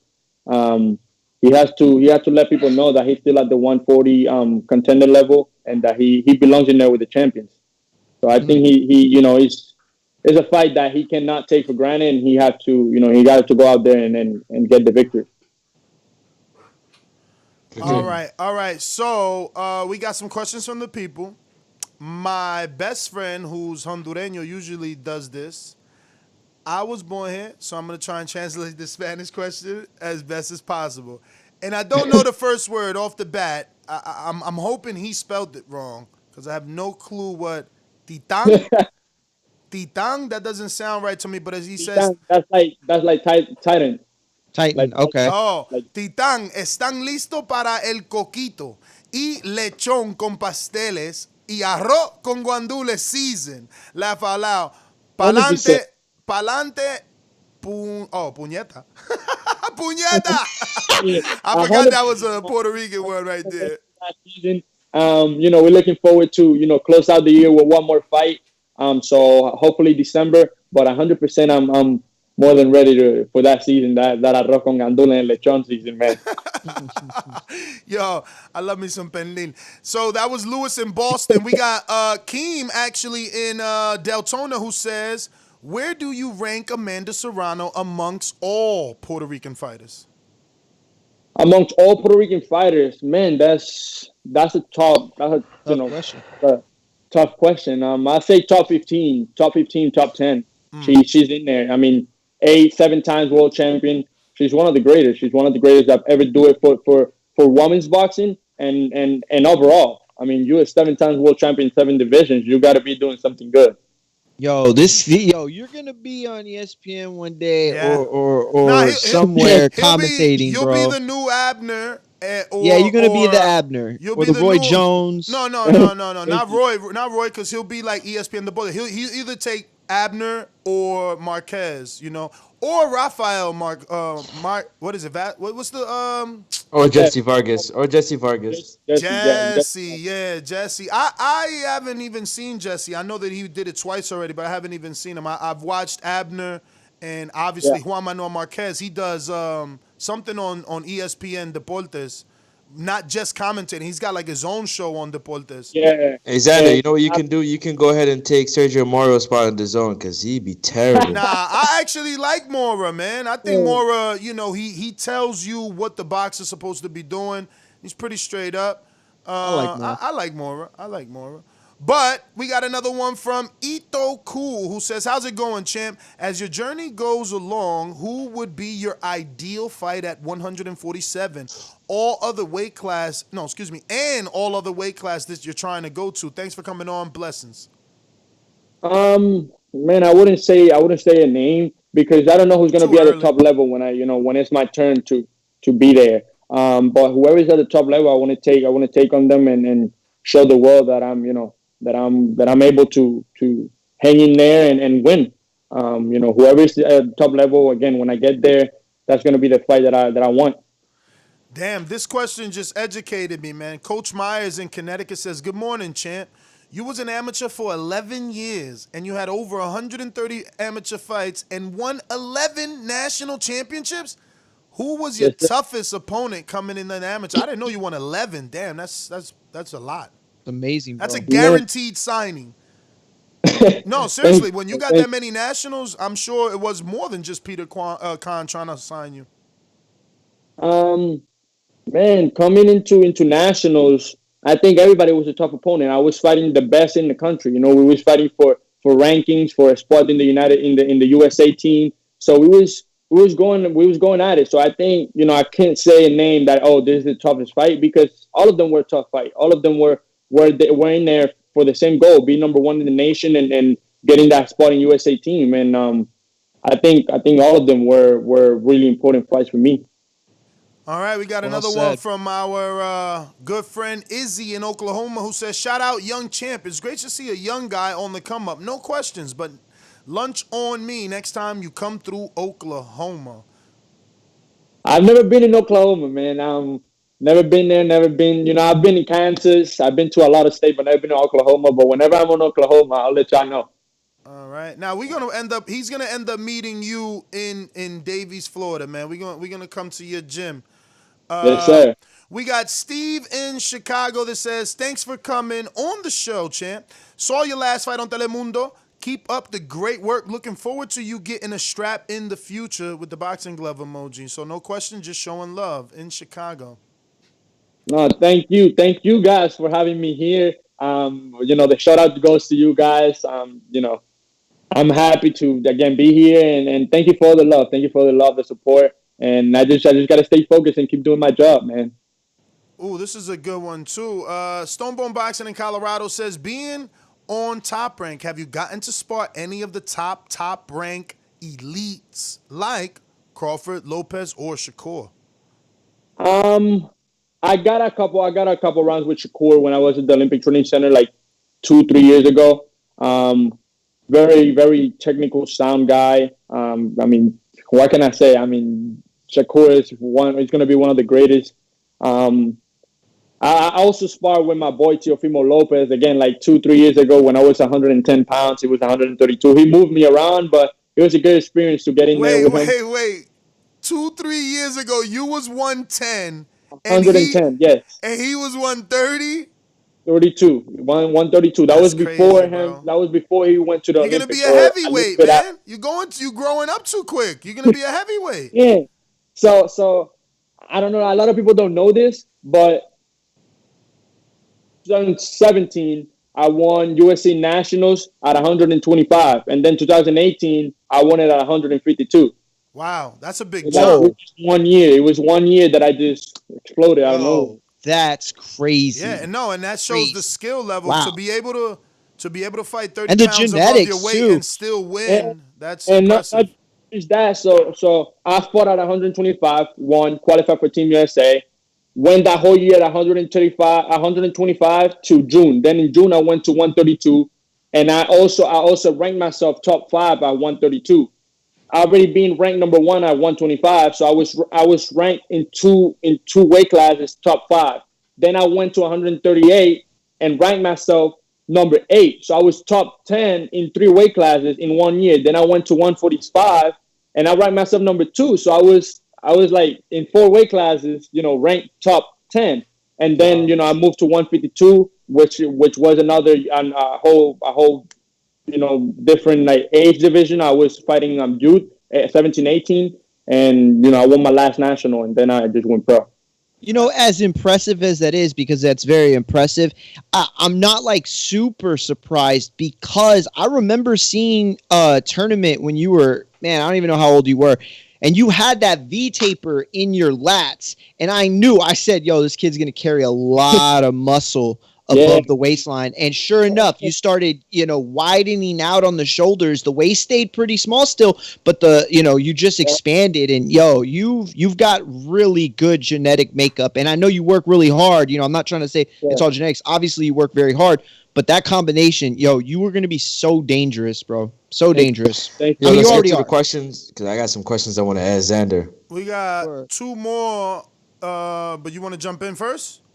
No, I got it quick. I got like 5, 6 questions All right. back to back. David Maldonado in New York City says, what's your thoughts on why we haven't had an elite Puerto Rican fighter in years? Teofimo turned out to be everything I was hoping Felix Verdejo would have been. At one time, we had so many champs from Benavidez, Gomez, Trinidad, Cotto, Camacho, and now the only good Boricuas are coming from Philly like Danny Garcia, but we haven't had one from the island in years. We really rooting for you. I believe it's all about dedication. I think some of these fighters haven't had the dedication, or That's true, man. Because I always thought Jonathan Mantequilla was gonna be something. Do you remember him? No, I've never seen him, but I know who you're talking about. But again, Gonzalez. it's all about the dedication. I think they didn't have the right team behind them. I mean, Bendejo is coming back again, and I feel that he can do something special if he stay focused. But yeah, I think it's all about the dedication and the people you have behind you. I think that's what's gonna get you to that next level. Big Nick in the UK says, "¿Qué pasa, Xander and Boxing Voice? What's your thoughts on boxers who talk too much versus boxers who do their talking in the ring? I personally think big talkers give their opponents too much motivation. What do you think? You're a champ." It depends. Some boxers talk to get in their opponent's mind. Me, I don't like to talk. I do all the talking in the ring. I put the work in. I put the work ethic. I put the hard work. I put the dedication, and I just show it in the ring. So, some boxers like that because they think that they're gonna play mind games with their opponents. But me personally, I don't like it. I wouldn't. I think I wouldn't do it in my career. I just want to showcase my talent every time I step into the ring. Awesome. One last one coming in late from Jeff. Who's that? Jeff Garlic? Yeah, Jeff Garlic from Nova Scotia. From Nova Scotia. He says, did you watch the Clayton Lipinets fight this past weekend? If yes, who did you have winning? I had Clayton 9-3. Thanks. Yo, great question, Jeff. Yeah, good. That was I did not watch the fight. I went to sleep early. I was tired that day. But yes, I've heard it was a draw. Man, I have to watch the fight and I let you know that question because I literally went to sleep early that night. I was tired. All good. Go ahead, it's on that, you, that Francis. All right, that's all me. All right, here, Xander, what's going on, brother? We're gonna do quick hit questions. We want people to get a chance to know you a little bit better. Okay, so here we go. You can answer the first thought that comes to your mind. Okay, the first thing you do or think of when you wake up in the morning. Hello. Can you hear me? Hello. Yeah, we hear you fine. Can Xander hear you? Out there. Oh, okay. Can you got us? Check. Hello. Check. We hear you. Check. We hear you. Can you hear us? I can hear y'all, but I cannot see you guys. Oh, okay. The video maybe. Maybe you need to hang up and call back in. All right, I'll do that. Yeah, it could be the internet. Okay. I mean, I see you though. That's strange. Yeah, I see. There you go. I see you guys. Okay. Cool. All right, ready to go? For a second. Yes, sir. All right. So, quick hit. What is the first thing that you do think of when you wake up in the morning? When you think of when you wake up in the morning? My family. Family. Okay. Family. That's my reason why. If you were a superhero, what kind of superhero powers would you have? That's a hard one. Iron Man. Yeah, Iron Man. Any particular reason why? Because he's the GOAT. The GOAT. That's all I can say. Okay. Your favorite cuisine to eat? My favorite what? Cuisine. So favorite dish. Favorite dish. Oh, pasta, chicken Alfredo. Chicken Alfredo. Yeah. Okay, good. And give me your top 3 fast food restaurants. Chick-fil-A, Burger King, and man, you're getting me there. And KFC. KFC. Yo, Okay. Xander, is the line in Chick-fil-A long where you're from too?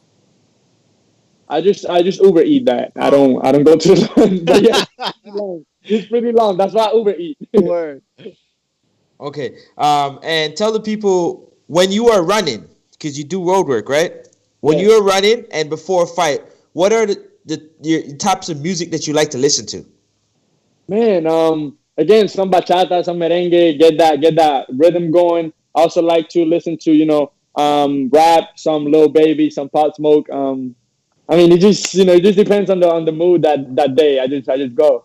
So you go based on different moods on different days. Yeah, so Like, in a fight day, I sometimes just listen to motivational videos. I just got to get that in my head, and I just run. Okay. Well, thank you very much. That's all the questions that I got for right now. I just wanted people to get a chance to know you a little bit more. Next time you come on, I have some more quirky questions to ask you. Sure. Yo, Xander, thank you so much. Oh, go ahead, Ness. No, I'm sorry. Thank you. Guys. Yo, yeah, thank you so much, Xander, for coming on. We really appreciate it. Can't wait to have you back again. Can't wait to see you in the ring next. But at this point, if you want to give your social media out before we let you go, you can go ahead and do so.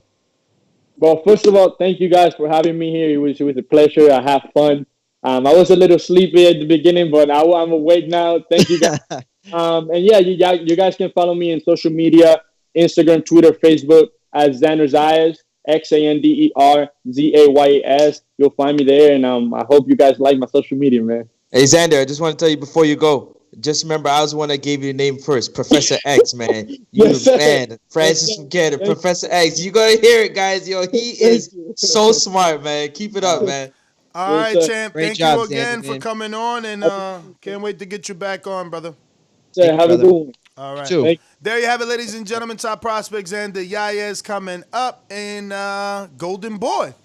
Excuse me, Top Rank. We're going to go out to these callers, man. You know the number to call in, 425-569-5241. We talking fight week. We talking Mayweather saying that, one more fight. Maybe we get Tank versus Teofimo. Are they overlooking Leo Santa Cruz? Yeah, man, let's go out to the phone lines and to our sponsors. Let's go! I'm ready! Remember to rate us 5 stars on iTunes. Subscribe to youtube.com/theboxingvoice for the latest and greatest interviews with your favorite fighters. If you haven't already done so, don't forget to subscribe to the YouTube channel as it helps with the visibility of the show. It's going to help us keep getting these guests for you. They want to come on a show that has a bunch of subscribers and gets that reach. Only you can help us with that by telling a friend to tell a friend. Also, we got the Dillian White and Povetkin 2, interview up. We just posted that. We got our UK correspondents working hard. We're also obviously live right here on YouTube, so don't forget to subscribe. We're trying to get to 117,000. Looking like we're at 116,726. So we're about 300 away. Give or take. You gain and you lose subscribers. But again, man, every day, tell someone what we're doing so that we can continue to, get momentum and traction. Real quick shout out to wirelessbuzzshop.com. Don't forget to pick up your wireless earbuds. They're both compatible with iPhone and with Android, and he's one of ours. What do you mean he's one of ours? And that's what I mean is that he used to be a listener before he was a business owner. Now he's on his entrepreneurship. He's got this company, and we're going to back him the way he's been backing us. He's also sponsoring our Border Wars December 5th main event, Marvin the Tank Furman versus Hell Rel Fire Flame from Detroit is going down. Shout out to Adrian Clark. Don't forget to pick up your copy of Adrian Clark's book, Dark Horse. It's a boxing manager's memoir. Shout out to his company, Protect Yourself at All Times. It is also sponsoring TBV's Border Wars. This is season 9. We're 1 away from 10, and 9 just became the biggest, with sponsors, with huge main events. The press release will be out on our main event. I just need some. I'm waiting on Hogan Photos to send me those beautiful graphics of our fighters, and we can post that press release with all the photos. But listen, man, who else am I forgetting? BRT Agency.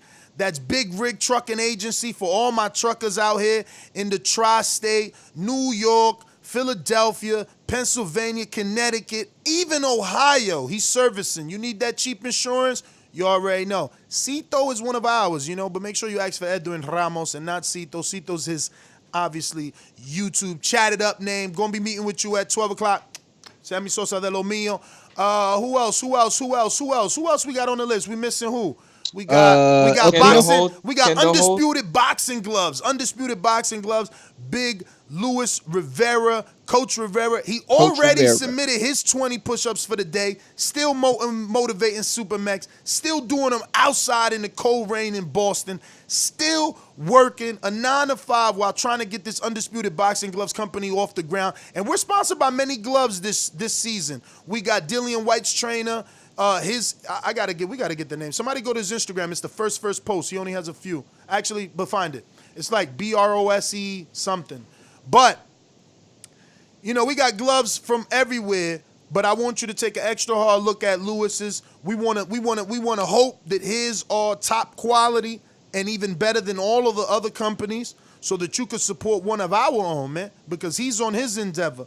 He don't want to be in that Boston cold and rain no more. He trying to work from home and make fantastic boxing gloves that, leave it to Mario and Mario fans. Those gloves knock Keem out the ring. I'm just saying. I know CYP came on yesterday trying to help Keem, saying I was out the ring or I had ropes or whatever, but I ain't get hit with no Undisputed Boxing Gloves. Talking about boxing gloves, don't forget to stop by Holt.boxing.gloves, because we're giving you options. We're giving you options, man. Which ones you want? You check them out. Kendall Holt also sponsored the Border Wars, December 5th, Season 9. So it's going down, man. We got sponsors from all over. J Hardcore's DC, Wireless Buzz Shop, and then Holt is out here in Patterson, New Jersey, El Camino. El Camino coming through. They've been there from day one. They the day ones. And, look, man, we just excited. Happy. We got a big weekend of boxing, man. So we're going to get out to these phone calls, but we're going to show that love.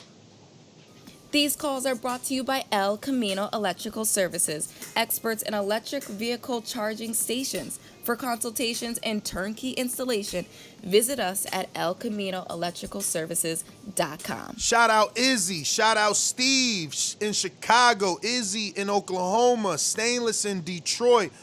Wayne, the travel guy, also a Golden Boy matchmaker. Jordan Baker, Keem in Deltona. Who am I missing, man? If I missed you and you donated to get this event off the ground, we owe you a shout out. But shout out to everybody that wants to see this be the best event possible. On December 5th is going down. The return of Mario Munguia, the debut of King Amin, Marvin defending 2 belts. I mean, who else is on that card? Elias and Surefire D's taking on Supermax, hopefully, and Smoke him out Jay. We got a lot of opponents, man. We're looking for an opponent for Cruz. We're looking for an opponent for Darnell. We're looking for opponents for a lot of guys right now, but we need 140. We need 175, 190, 160, and 168. They coming out the woodworks, y'all. Yo, Ness, you got to get the super chats because, the people been super chatting and they waiting to see the super chats. Every day we get a new participant wanting to sign up. I'm going to go ahead and send some love and motivation to the way of our newest Patreon and potential Border Wars fighter, Antonio Garcia. Antonio went through a rough time, found the boxing voice, and crawled himself out of that bad time. He's in a good space, you know, and he wants to keep that momentum going by joining Border Wars. You know, very similar story to Tyson Fury. He went through some serious depression, and Antonio is now ready to step in the ring. He's looking to fight at 160, 168 weight class. So anybody interested, he's a novice, never fought in none of that crazy stuff. So, you know, if you're a novice and you want to mix it up, you want to go ahead and, you know, get this one, man. Get this one done, man. Write this one on, get this one off the bucket list. Well, then it's time to sign up. You can only do that by hitting me up on IG or patreon.com/The Boxing Voice. I'm answering all questions. I was on the phone with Smoking Joe. Excuse me, I keep calling him Smoking Joe. That's because we know Smoking Joe Frazier. But Smoke 'em Out Jay at 1 in the morning, East Coast, man. Yeah. I'm trying to make this happen, man. Also, we got Catch the Dads. He trying to sign up, 190. You know, he was boxing for about 6 years, but he hasn't boxed since 2014. You know what I mean? So he's looking to get back in the mix for December, man. December looking like it's the popping one. And like I said, man, if you were thinking ever about signing up, today is the time, because this is the first Border Wars where you getting a goodie bag, boxing gloves, free headgear.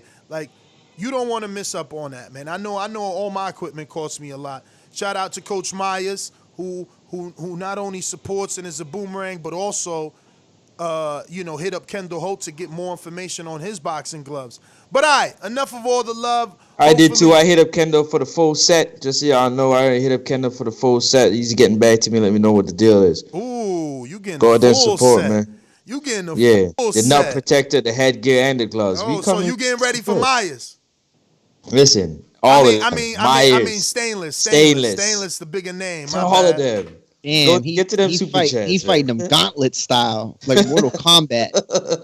Yo, Mario, Blog Talk, Coach Myers, Connecticut. Got Good you. morning. What's going on? Yo, y'all hear me? We hear you. What up, champ? Ain't nothing. Good morning. Good morning. You see, y'all hit up Kendall Holt, and all of a sudden, you got little Frankie want to do the same thing. You know what I mean? Hey, listen, man. You ain't ready. You out of shape. You in quarantine. You ain't going to no gym, boy. So stop acting like you about to hit the gym up and about to put in some work. Whenever you really ready to get in the ring, I'll show you how we do over here in the United States. We don't just talk about it, boy. But besides that, I got Usyk with a stoppage. I said this about 3 times. Between rounds 6 and 8, I got him with a stoppage. And as far as Tank goes, I'm going to just wait until that weigh-in. The weigh-in is like in a couple hours. I want to see how Tank is looking on that scale before I actually put in my vote for that. But Very besides that, great show. Keep the content coming. That's my call. Yo, Coach Myers, be careful what you're asking for, man. You there talking a lot, man. I'm gonna stay quiet. I mean, I've been calling you out, bro. Don't worry, man. I got something for you. Bro. I got something for you. Be careful what you ask for, man. Cut it. Seattle, Washington. Let's Mario, go. you like that, huh? No chats? BoxingVoice.com. I'm the flyest. Canelo talking about he believe he can win. Go to my kitchen. Get the sharpest knife. And cut the bullshit out. I don't care what you do good. I do every fucking thing great. Mr. PBC, baby. What up? Yo. Can you hear me? Yeah, champ. Crystal clear. What's good, TBV? What's good, Francis? What's that? Good, everybody. What's good, Mario? The best part of waking up is TBV in your cup. What's good, man? We got Hey, Doomy Mario. slacking, man. We're gonna have to steal the soundbite from Doomy. Hey, Mario. Hey, I'm glad What you're up? a Deontay Wilder fan and you're part of the Tyson the Glove Gate. Congratulations. I get it. You trying to say Mario knows that having good undisputed boxing gloves can make the world a difference. Yeah, don't have them sloppy ass socks on and shit. I got Javante Tank Davis. Like the last caller, it is important to see if he comes in weight, but he looks pretty toned out in a couple pictures I've seen. Um, I had Leo Santa Cruz, but since he's never fought a black fighter, slick power, I had to switch over to Javante Tank Davis. I have Chris Chisora. You never know. Usyk's a kind of a small dude, even though he's the same height, has longer, well, actually 6'3" and has longer reach. I feel like Chisora has the power that, that slugfest power that I don't think Chisora has run into. I mean, Usyk has run into. And that's my call. Yo, I'm just looking at this picture of Keem in the border war. My man really is the Puerto Rican trick daddy. He got all the gold on. He got all the gold. I hear you, Keem. Keem must have been a play out there, man. Early Del Rico days, he must have had it on Smash, man. We going out to Izzy. Hold on. Super chats. My bad, yeah, my bad, I get Francis. it point. Yeah, the super chats. You're right, champ. I'm over here going into these callers, man. What else we got to shout out? We got to shout out Mario Serrano, man. Shout out to Mario Serrano. He's the publicist for like Laura, Ugas. He works very closely with Leo de Cubas. So he's got Frank Sanchez. All those, most Cubans. He's got Robert Guerrero. I mean, our Mario even used to work for him. Bro, my man's listening early in the morning. Once upon a time. And he just said, that he just became a big fan of Xander Yayas after hearing our show, Good Stuff, that our show's off the charts. And, man, it's like I text him back, I said, bro, we just love what we do, man. I know I love what I do, so I wake up every day happy. I'll second that, man. Shout out to Mario. Shout out to Mario. I'll second that. I love what I do. Yeah, only time I get unhappy is looking out that window and seeing the rain, man. I can't wait to change that view, man, for real. The only time I get unhappy is when I can't talk boxing. I'm going to leave that there. Did we ever get to Alexander Wilson? Teo's father said they want to fight Josh Taylor in the big soccer stadium in the UK because he believes that he's going to beat Ramirez. We'll see, man. That Ramirez fight is a tough one. That would definitely make Josh the number one if he can get it done. Molato says, me and Francis, 2021, Border Wars. Let's make it of. Okay, champ. You fucked up your punchline, man. Your tagline was me and Francis 2021 Border Wars. Let's make it of. He meant to put official, but he just put of. All right, champ. Let's make it official. Molato. They're coming for me, Ness. They're coming for me, man. I mean, I like what you did, though. I get it. You sacrificing yourself to get them to sign up, man. I just hope you get the same headgear Hayes had when I fought him so that you protected, bro. We going out to Carlos Diaz, who says, by X's knowledge, he's going to do great things. I mean, absolutely. If boxing knowledge is an indication of that, he showed he can hang with the best. Now he's just got to put it on. Damn, David Allen versus Chris Lovejoy is now officially off. Eddie Hearn was contacted by Don King this week, who told him he has Lovejoy under contract. Lovejoy did not declare this when initially signing. Hearn tried to work things out with King, but no agreement reached. Yo, King is a jerk, man.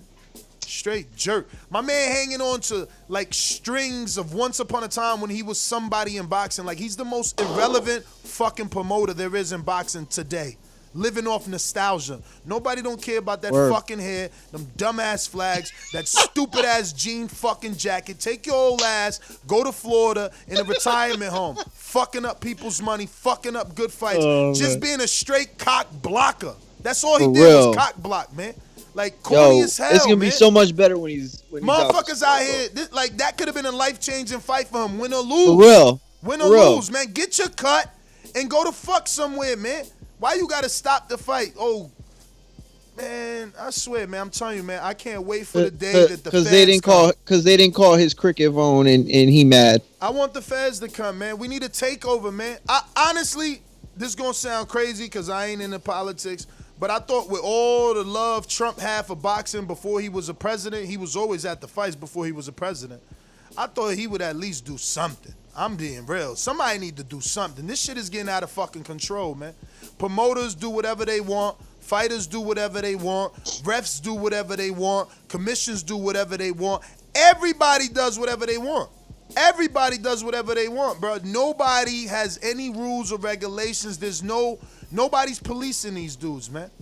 Dudes pop positive 3, 4, 5 times. They at the mercy of how bad the publicity was for them, not how many times they pop. Povetkin got like 3 pops. Lewis got like 3 pops. Big Baby got like 3 pops. It's like, yo, we the forces of all sports, man. We a bunch of this shit it's just ridiculous. It's just ridiculous, man. Fucking Wild Wild West, man, and nobody could take control. It's insane, bro. Public service announcement. We thank y'all for tuning in wherever you are around the world, whether you're watching or listening. We got 260 plus, you know what I'm saying, with us right now. We need you to go ahead and smash that thumbs up button. It's only at 150. Let's get up to a round number of 200, 220 if you can. You know what I mean? Let's build and go from there. Hit the subscribe button. We need 300 subscribers, man. 300 new people, man. Border Wars, man. Jump on, sign up. Let's get to it. Let's be a family. Let's rock out together. Yeah, Ness, go ahead. Listen, Ness, I thank you for understanding my marketing. You know what I'm saying? Get people to grow Border Wars and to build, and I'll be the sacrifice for it. And in terms of like people want to come out there and call me out, I'll take the fight. Like I said, I don't know fade. If it's fair, let's do it. Dog, you want a big fight? You want a big fight? You know who to call out, man. Who if you call, I ain't got no promotional team right now. If you call out one name, he won't stop talking about the fight till it actually happens. You know what name that is, man. You want real promotion, you know whose name to say, man. I'm gonna leave it at that. Cause I hear if you say that name 3 times, he appears like Candyman. We going out to Brandon, Cincinnati. He said he sent me the song. I ain't even checked, man. I've been so busy. What else I gotta do? I gotta post something for y'all, right? It was something I was supposed to post today. Yeah, I forgot too. I forgot too. Post something today? Something was supposed to be posted. I don't know. The press release? What you talking about? Can't remember. It's all right. Let's go to Brandon in Cincinnati. What up? Hey, whole nother time zone. Jumped up for back with our mind on. Can't play when you here, get your life stole. If you bring it here, then the price grow. Phone jabbing and punching the line long. I drop a pigeon, let 9 go. We slap with the fake glass and white go. This only happens in Ohio. Yo, I want this track, man. That's gonna be Ness his run song. I'm gonna come back to that. So yeah, it's in your Skype messages though, but can you hear me? I hear you. Yeah, as far as this the topic, as far as Tank and T.O., I think if it happens, it has to happen at 140. And it all depends on how long they want to wait to move him up to 140, because I think T.O.'s going to be at 140 soon. But yeah, I think it makes financial sense. I think they can make it happen. Like I said, it just all depends on how long they want to wait to move Tank up to 140. Because right now, I think for T.O., that's one of the best fights he can make at 140. He got the undisputed fight with the Taylor Ramirez winner. He got Tank, and then he got Mikey Garcia. That's a wild card fight. That could be a big fight at 140 for T.O. So, yeah, I think it make money. So, if it make money, it makes sense for these guys. So, yeah, I can see it happening in about a year or so at 140. But yeah, that's my call, man. Yeah, my intro is fucking fire, man. Play that again for me. All right. What's his name? What's the rapper's name?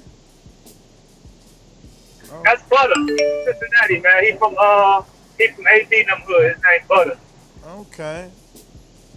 AB was alright too. People just was hating on him because he was AB. I had downloaded a few of his songs. He was AB was alright. AB had some fire. Yeah, he did have some fire. Hey, whole nother time zone. Jumped up for back with our mind on. Can't play when you here, get your life stole. If you bring it here, then the price grow. Phone jabbing and punching the line long. I drop a pigeon, let 9 go.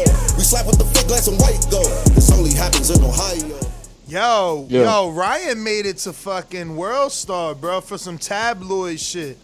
He got caught kissing, I guess, his little girlfriend, even though he's engaged with a pregnant girlfriend. And they TMZ'd him, yo. Oh shit. Oh, he kissed her. But yo, let me tell you. It's on World Star if you into that. Shout out to who just sent me this? Who sent this? Oh, this King Born sent this. And yo, King Born here. Yeah, that's pretty crazy. Let's keep it moving. Yeah. We got new. Hold on. Before you move on, nobody. You didn't give no. When Stainless see me in Pittsburgh, Stainless sized me up. Stainless thought, yo, it's sweet. So it wasn't funny to see Stainless call me out in terms of fighting, because he did the same thing I did to Mario. He sized him up like, okay, we can get, but nobody's giving Stainless no flack for it though. But we'll let it slide. Because the truth is, he really didn't sign you up, right? Like he sized you up. Like he probably did realize your weight and know after. In retrospect, after hearing you talk and hearing you say you want to fight him, he like, well, damn, I seen him. Oh yeah, I could take him. Boom. I think that's how it went. I don't think he went there and he was like, damn, I want to make my first fight be with Francis, because I think you brought that on yourself with the energy, you know, with wanting to fight the world. I hear you, champ. We going out to this new caller in the 316. Where the 316 at? First time caller, your first time caller. Tell us that so we can play this first time caller intro and you can introduce yourself like you was walking out to the ring, champ. It's Mad Bent. Mad Bent. Oh, so you ain't a first time caller. Mad Bent. What up, champ? It took 11 years. Finally got through. Damn, you finally got through. You probably just pressed 1 for the first time. But, Mad Bent, we going to play this first time caller intro, man. We only know your name is Mad Bent. We only seen you in the chat. So there's other stuff you can say after this. Ladies and gentlemen, making his professional debut. Mad Bent, 170 pounds. World champ. Let's go. My picks, Usyk, Ellis. I'm picking Johnson. And of course, Davis. By knockout. All right, champ. All right. Yo, love this show. Thank you, man. Love you, man. I see you in the super chats all the time, and we respect that. Listen, join us on Patreon, man. All my dudes that think they got that boxing brain, this is not a test. This is not a challenge. This is not a competition. I need your help. I want to make some bread. Everybody know I'm house shopping, down payments. You got closing fees. Let's go, champ. Let's get this parlay as a familia. I hear a lot of people saying Usyk by stoppage, too. I might have to look at those. I wasn't even thinking of that because, my own Usyk bias. Like, I don't think he's a heavyweight, so I'm going into this fight like that. Like, he ain't a real heavyweight. I hope Chisora stop him, show us that he's not a real heavyweight, but I gotta try to make this bread. So help me. Help me. You help me. And one day I'ma help you. That's how it goes, man. We going at the king. The king, I mean. Hey, you need to do a new intro, man, with your caller of the year. Caller of the year. We got boomerangs, pound for pounds in here. Who this, man? It's my sponsor. I'll be back.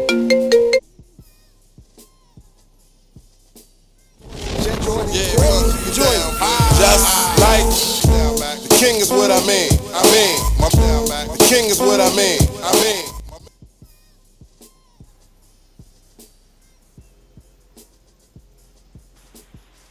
Yo. Top of the morning, family. What's good?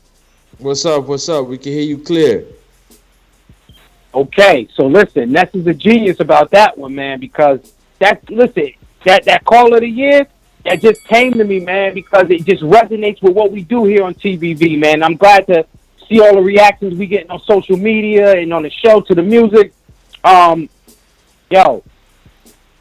man.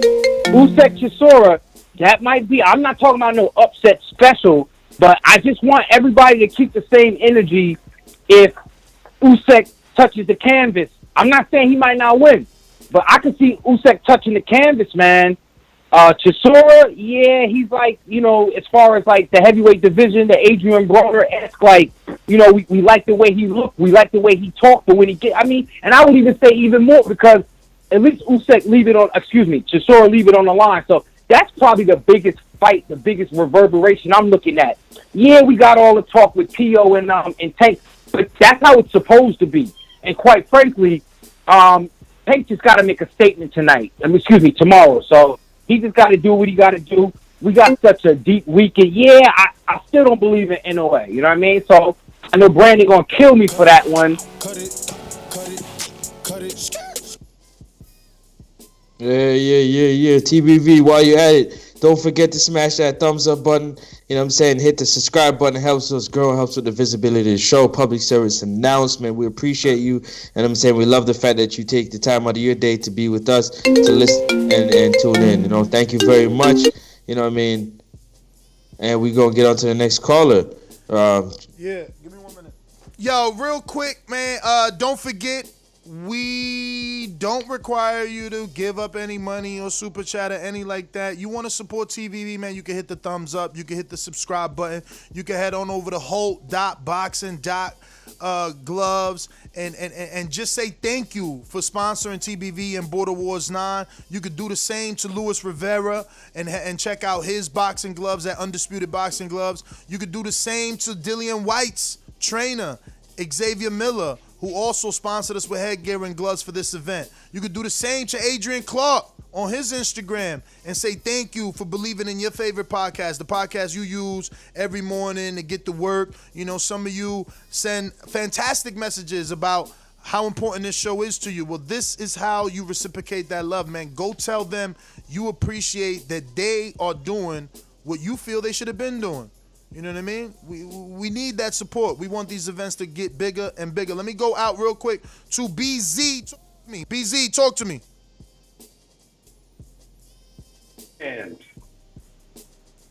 you hear me? Yeah, you clear. Go ahead. Yo, what's going on? What's going on? I just wanted to say up? what up to Francis. What up, Mario? Mario, you look real good. You look real good. Like, that was nice. I like to see somebody who is not a professional. I like to see somebody who's not a professional stay in there. You know what I mean? Getting in there is one thing, but you stayed in there. I do like that. Yo, listen, Gervonta Davis looking great. Everybody needs to stop talking about his weight. Look at his high cheekbones. When you see them cheekbones like that, he's on weight. That's it. What? Stop it. Leo Santa Cruz going down in the 7th. I could speak to any time. I Okay. just need the new script. Okay. Who else? What's up? Who else? Usyk Chisora? Usyk going down. Don't knock my man Chisora. Chisora's a beast. For real. And I don't feel like Usyk's big enough. It's gonna be another Tyson Fury Deontay situation because look how much bigger Tyson Fury made himself so he can lay on Deontay. So Chisora's gonna do the same thing to Usyk. Like I like Usyk, but I feel like, you know, he's really stepping up and it's gonna show, you know, if he can rock with the big dogs tonight. And Jaime Munguia tonight, right? Yep. That's it. That's what I want to see. Like Jaime, that's my man. I hope he does what he got to do. He's in there with somebody he can beat. So, I mean, hopefully he looks good doing it. That's it. All right. Thanks for the call, man. Back to work.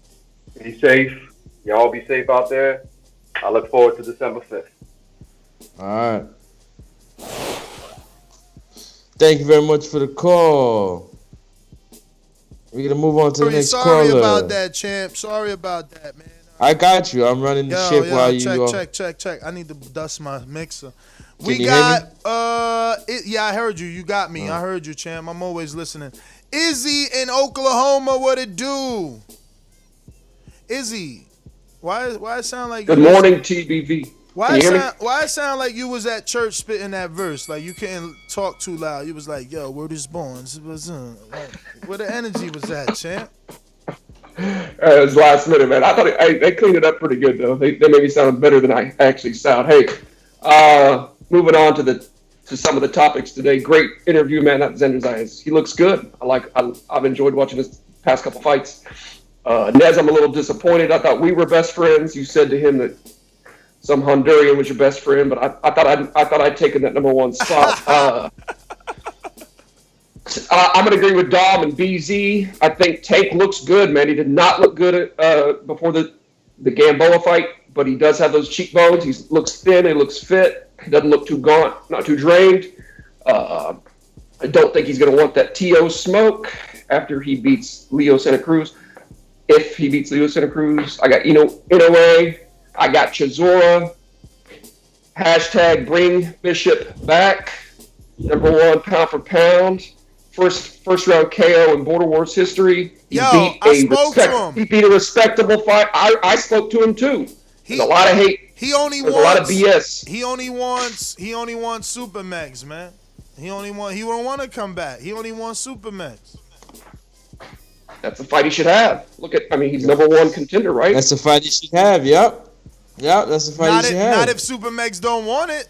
Andy didn't fight Dillian White. Andy is gonna get with his trainer and build because he knows he's a star. Everybody wants Supermax. Supermax was offered the 3-0. Yo, Jose's name in Border Wars is a trophy, and Supermax turned that down because he's on his weight loss journey. You know, he got Jose. Mofongo was the trophy. Mofongo was the contender. He was the number one next for you, right? But that's what I'm saying. That has nothing to do with Supermax. Supermax is a name. You trying to fight a name, you got to go by the A-side rules. Bishop is the number one. He can fight me if he want, but he don't want that. He wants Supermax. Supermax is a name. He the A-side. You want to fight me? It's at my weight, on my terms, because you want to fight me. You see what I'm saying?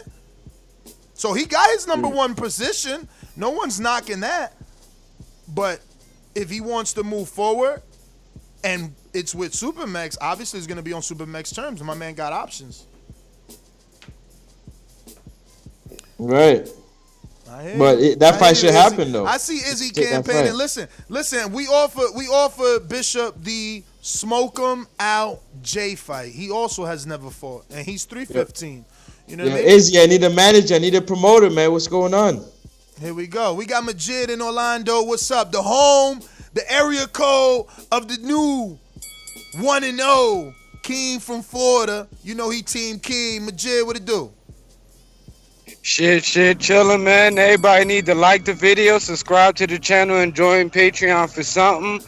I forgot what the topic was. Floyd saying the Tank needs one more fight before fighting Tio. Oh yeah, I don't believe that shit excuse my language. I don't believe that at all for the simple fact that I feel like at 135, Bob Arum, you know, like as far as belts, he hold all the chips, you know, so they're gonna have to bend over so much that Mayweather ain't about to do that since you know, Tank, he already on a different level money wise and what he generate, you know, so I don't see that fight happening at all or whatever. I think that Lopez need to worry about getting that franchise into that real WBC. If he don't fight Haney, he can't be upset that he don't get Gervonta Davis. And I'm going for Usyk this weekend, y'all. I believe that he could do something. He gonna show up. And yeah, man, that's all I got. Ness, keep up the good shit, dog. I'm out. Thank you, brother. Hey, man, I don't know, Keem ain't there. Keem, man, I hope you heard Xander, man. He and Davies, man. We might have to hold the Border Wars out there. We going out to my Gene Bed. De lo mío. One of the what's going on, champ? Yo, good morning. Morning, champ. No, man, I'm getting amped up. I'm really feeling like a fight weekend. Looking forward to pretty much all the fights on these cards, man. But I'm going back and forth on this Tank fight now. I just did some studying on it last night after the show. I mean, if it goes past 5, I can see it becoming a problem for Tank. Yeah, he takes. You know, it seems like, you know, the power does travel up in the higher rounds, but I don't know, man. I mean, I don't really see him that much of a really slick boxer. Yeah, he's more like of a boxer puncher, but he stays in that mid range. He's not going to be out there, you know, long range, just jabbing Leo before he comes in. If it becomes a fight inside mid range, I can see Leo giving him some problems in the late rounds for sure. But yeah, man, that's my call, and I hope. Cut it. CYP, California, what up? Good morning. What up? I seen them push-ups, champ. I seen them. You definitely. We had Izzy at number 1 in technique and getting fancy, but then you got fancier. Shout out, man. That was some serious push-ups there.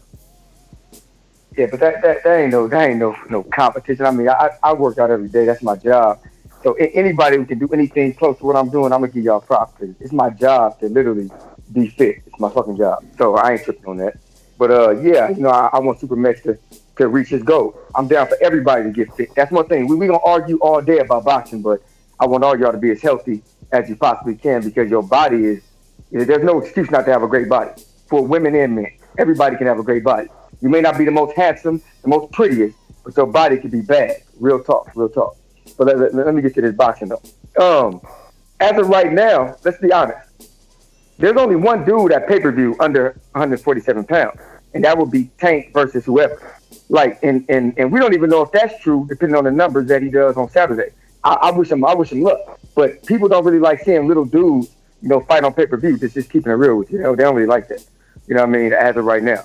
And for anybody who thinks that Teofimo's resume is better than Tank's, no. Tank is about to fight his fifth former or current world champion.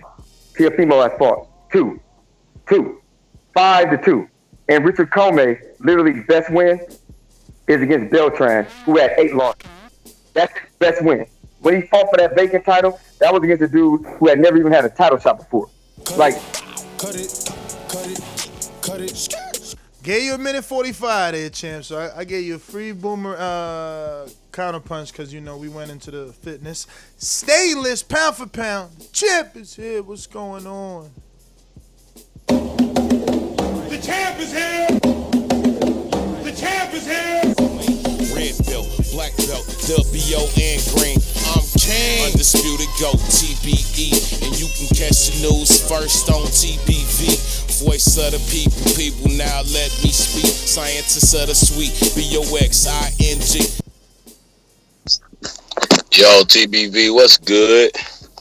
What up? Yo, happy Friday. Tell you happy Friday. You know what I'm saying? Man, I was just listening to the show. I actually kind of drop off my bank deposit, so y'all got me in at just the right time. I heard what the topic is about Tank fighting Teo next. I don't see that, man. I'm sorry. When the last time Mayweather worked with Bob Arum? You know what I'm saying? So I just have a hard time seeing that one. I think Teo got a better chance, like Majid was saying, of just going after that WBC belt from Devin. So Devin can get the strap and then he can fight, you know what I'm saying, Tank, because that's where the real fight gonna be. It's Devin versus Tank, not Devin versus Teo. Shout out to Teo though, man. I am a fan, but I think Devin might have too much for you, bruh. As far as this weekend's pay-per-view, man, I still stand by what I said. I see it doing 180 at best, man. CYP said it best. The pay-per-views and the smaller fighters, that just ain't happening. You know what I'm saying? So I have a hard time seeing it do big numbers like that. That 500,000, that million, that seems like a hell of a stretch, man. I'm next in line. As I always say, please make sure you push the thumbs up. Share this in every episode of the Boxing Voice podcast. This is TBV for life. And if you ain't on Patreon, that's because you're stupid. Shout out to El Camino. Peace. Stainless, Detroit, stand up. Steve, Chicago, it's on you. My town up in K-Town. Hey, Daddy, this is Dollar Beat. I drink soda, I eat pizza. I hang out with chicks all day. They fight still can't beat me. They fighting every day, they in the gym every day. Just give me 6 weeks, and I got it. BoxingVoice.com. Yo, good morning. Buenos dias. Yeah, CYP stole what I was going to say. I'm still on the fence on how big of a superstar Tank is. And I'm saying in boxing, are those, just like Ryan Garcia, right? Are those numbers and followers translate to buys, we're living in different times right now. I'm saying it's going to do 230,000, 230,000. But do we even know, did he even sell out the percentage that they were going to sell in the Alamo Dome? Because I think they were saying, because that's a big, I think that venue's 50,000. They said they were going to do 25%. Do we even know if they sold it out? There's still tickets available?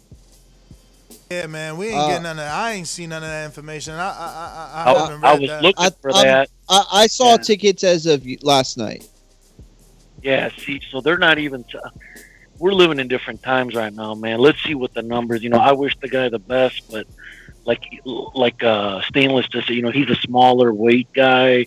We've never seen big success with those guys. Like, I don't know. Let's see what kind of an A side he really is. But I do think out of all those guys in that weight that he is probably the biggest draw. But what kind of draw is that? That's what we got to see. So Cut it. Stone Bone Boxeo. What up? Good morning. Oh man, blessed. I'm blessed. Yeah, I'll think it. I don't know, man. If we, I'm into numbers. Just basically, I'm an extrapolator. So if we extrapolate like what Wilder was doing, $1 million on Showtime, and what he do like 250,000. What did that or something like that Ortiz? You know what I mean? So I don't know. I can't say that. I don't know more people that know Tank than know Wilder. More people know to this day than they know like anything that Tank has ever said in his whole career. You know what I mean? So I just think for us to think and just to put that type of pressure on him, we basically set him up to fail because if it do 125,000 and then you like, 500,000, so that's really coming up short. That's why I said anything over 100,000 is success. I'm gonna be realistic. It's a young man trying to get out there on his first shot. It's the day before people pay their rent. It's COVID. It's Halloween. It's a lot of things going on that's gonna push down the money that people gonna have to spend for that fight. So he's a young guy. Young kids are into streaming. My nephew. Super chat, Chris Camille, super chat. Lopez has the ESPN platform, the personality, the big win, and the belts. He's Latino from NY with options at 2 weights. Things can change depending on Saturday night's numbers, but right now, El Brooklyn is king. Team Tank just talking. Yo, shout out Chris Cameo. Listen, I agree with Stonebone 100%. Nothing that he said was wrong. However, I do want to make it clear that, or not make it clear, but I do want to state that, I think that I know people got to use numbers as an indicator as to what kind of star and how powerful that star. But let's be real. It's kind of like Adrian Broner before he, really got out there and took over and did the numbers that he did. It's like he's on this platform. Like Tank can be seen in places. And it's similar to where Adrian Broner was at a certain point when he had just left like junior lightweight, on his way to lightweight or maybe even lightweight moving up, whatever. He's there, you know what I mean? He's got the circles, like people know who Tank is. So even if the numbers don't reflect like big time, pay-per-view star, I mean, there are a lot of factors that'll go into that. I think still you have to make the case. I don't care what Tank does this weekend. He is still one of the biggest names in the sport at this point right now. One of the biggest young names in this sport right now. Broner's first pay-per-view was with Pacquiao, right? Yeah. So somebody asked what's his number. I guess 400. Shout out to Chris Camillo again, man. I mean, first he sends a $20 super chat, then another $20 for Border Wars contribution. That's what I'm talking about, champ, man. We see the Familia is gonna make sure that Steve Willis is in the building, reffing this season's Border Wars 9, man. Steve Willis will be in the building. That's gonna be instant credibility for Border Wars, man, the minute it hits the streets. So shout out Chris and everyone else. I mentioned you already. Steve, Izzy, Jordan, Stainless, Wayne. I mean, just so many, man. Shout out, man. Thank you for believing and wanting to make this a little better. We're going out to Boomerangs now, right? Boomerangs, caller of the year. J-Mac, we never went to you today, right? You just jumping on. We're going out to J-Mac in New Orleans before we hit them Boomerangs. What up? You know how these bitches is in the sport. Total disrespect. kid has no class, no style at all. I'm a gorilla, I'm a dog. I'm a dog, I'm a gorilla. The smartest thing you can do is to stay away from terrorists. It can't be the boogeyman if I'm chasing him. You want to bet? You bet 100,000 on that. Let's bet $1 million. Easy. Let's bet $1 million. Yo, can you hear me? Yes, sir. Yes, sir. I am just jumping on, so I'm gonna kind of go off of what I heard from the last callers. My highest number I put on this fight, it was high. I thought it was 450. I'm thinking with Floyd coming along, that can possibly heighten the pay-per-views, but that's a high number. I do believe the pay-per-views and the streaming is going to affect anybody's numbers unless you just got them rock star type of fans, and none of them guys are that just yet. For us, I picked Leo to win the fight last night. I'm tired of going back and forth with it. I'm going for the upset, and like I said, I'm going for the upset against Chisora and stuff. I missed the opportunity of picking it because I was scared to pick. I picked with the guy who I thought had logical sense, that was a better boxer, and I thought the other guy was unproven. But I do believe in some of these guys, so I'm gonna start picking with who I think win the fight. So like I said, I got Leo and I got Chisora beating Usyk, and Tank losing. For us, Teo and Tank, I think Teo beat Tank if they fight next or what have you. I don't know. Cut it.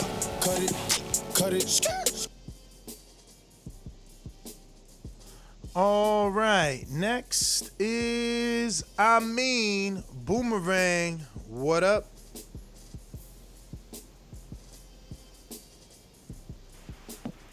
Yo. So I missed the Xander Zayas interview, but what is that thing? Wasn't he on Golden Boy for a little while? Or who's he with? He's with Top Rank. Yeah, always been with Top Rank and Peter Top Kern. Rank. Okay, because I kind of like remember him vaguely. Mario, what's good, bro? Good, I'm good. I kind of remember Zayas. I'm gonna go back and listen to the interview, but again, like Tank, yeah, and Stoneball said that young kids stream is gonna affect anybody. I just think I don't know if I'm being optimistic or I'm being naive. I think kids are interested in that younger people. I think that, you know what I'm saying, like people like Leo Santa Cruz because the older people like the story with his dad and you know the Mexicans. I just think it's a lot, but maybe all the action over the weekend affected numbers more so than how big each person is. It's too many, there's too many guys on the cusp of being a star for everybody to be tuned into everyone. So it's really a star-making night for everybody. But the fight to watch, we keep saying Usyk and Chisora. Usyk's gonna go down. Coach Myers, Boomerang.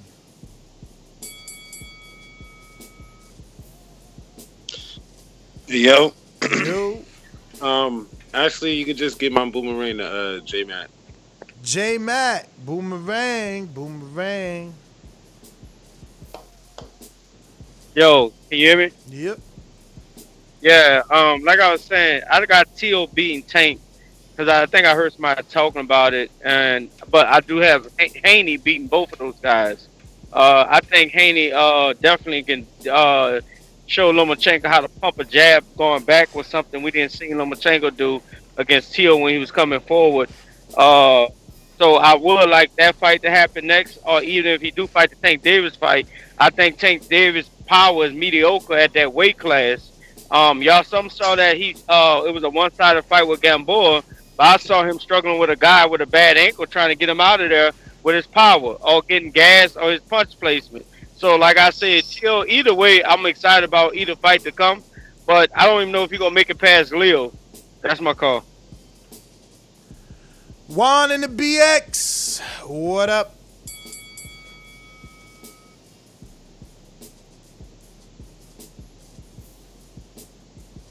Keem in Florida. What up, Keem in Florida? What up? So I'm here to tell Ella Spence, I want you next, baby. Let's get it on.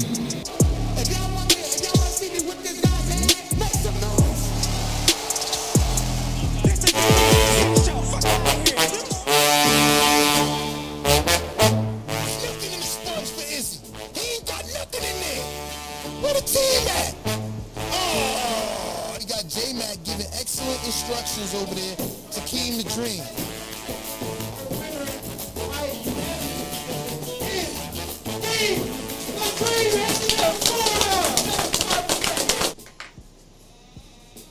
Yo, can you hear me? Yo, yeah, Clear. yeah. Yes, sir. Yo, I like how you doubled up the intro right there, Ness. You should do that more. I don't know if that was intentional, but that came out kind of fire. But yeah, man, I had to jump off. I just got back on, but yo, shout out to Xander Zayas, man. That's the second time you had him on the show, if I remember correctly. And each time, man, that kid he's a great interview. He's really smart. Seems like he's got his head on his shoulders. I'm just excited to see what he's gonna do, man. That's a big kid. I met him. Like I said, I had met him. He was with his mom. His mom was like 6 foot tall, maybe 6'1". She was really tall. So that kid's gonna be big, man.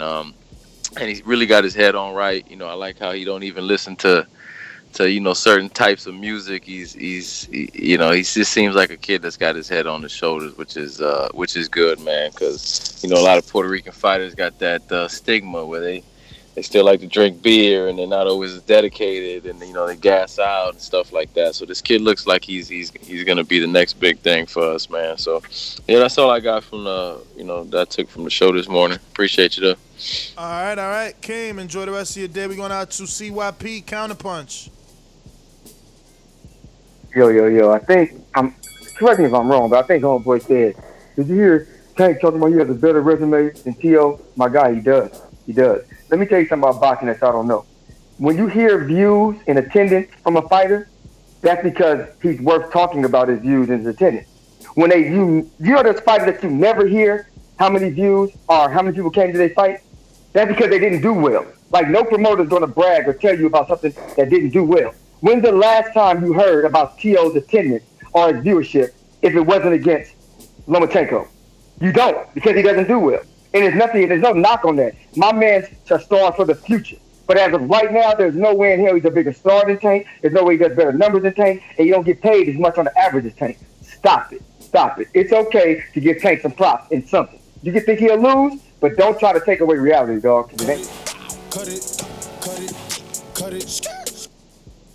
Boomerang, my Jinbe.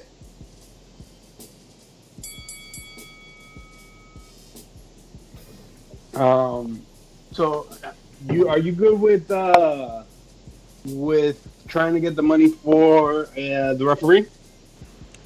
Nah, we not at the goal yet. No, hell no.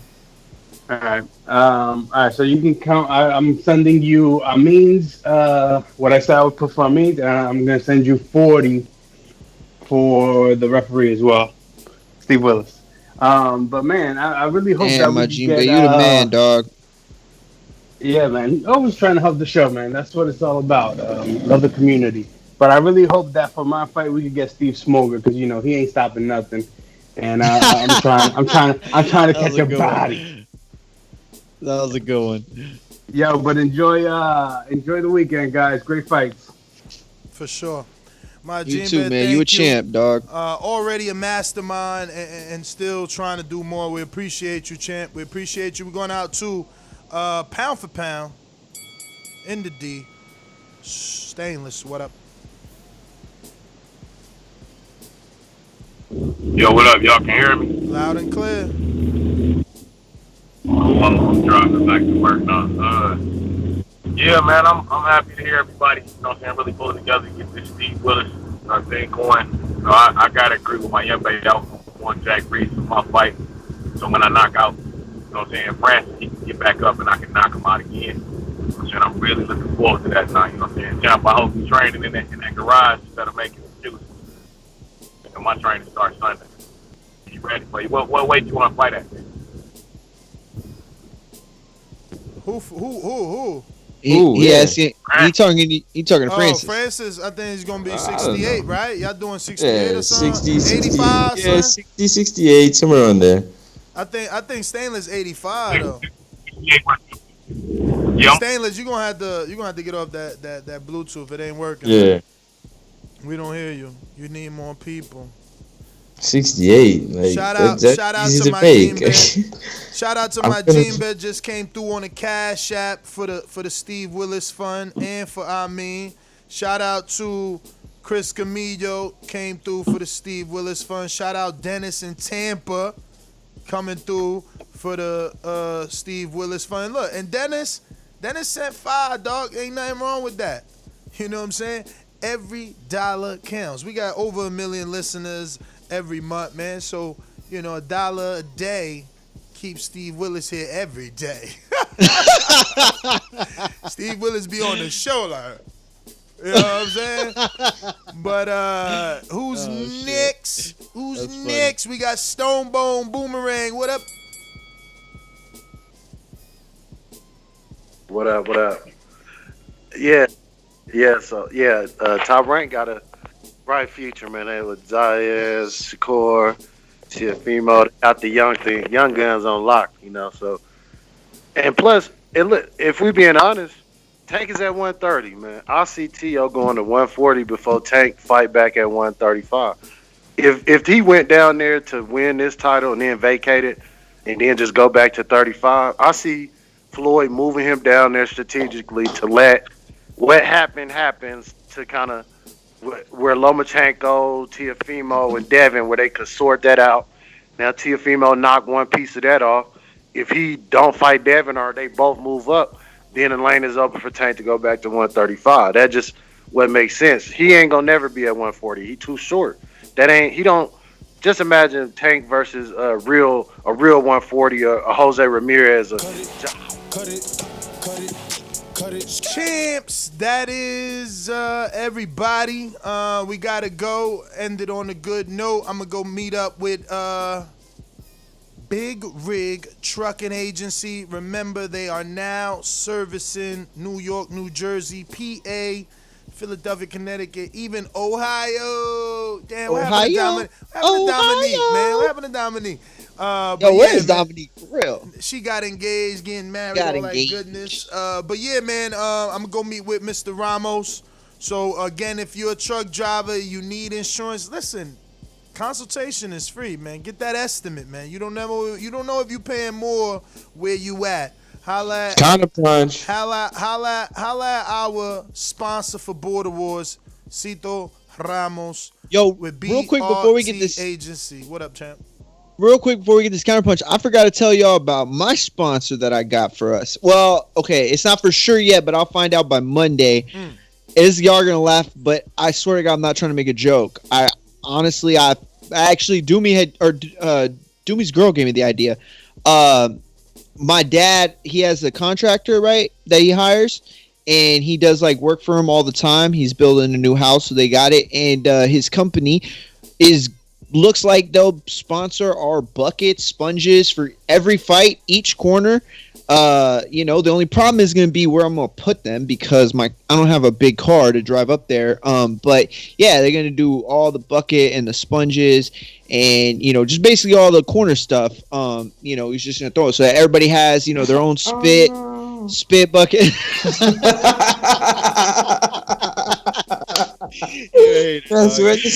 You're a hater, dog.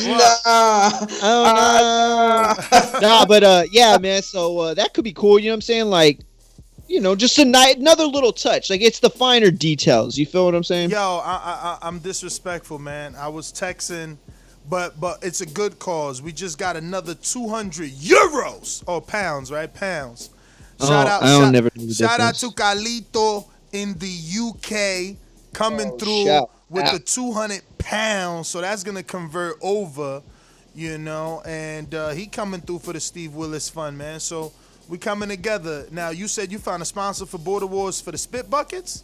Yeah, like the buckets and the sponges, all that. Each corner is gonna have their own. You know what I'm saying? And I might be able to get like a monogram, like the Boxing Boys sticker on them and shit like that. Who's the sponsor? It's my dad's.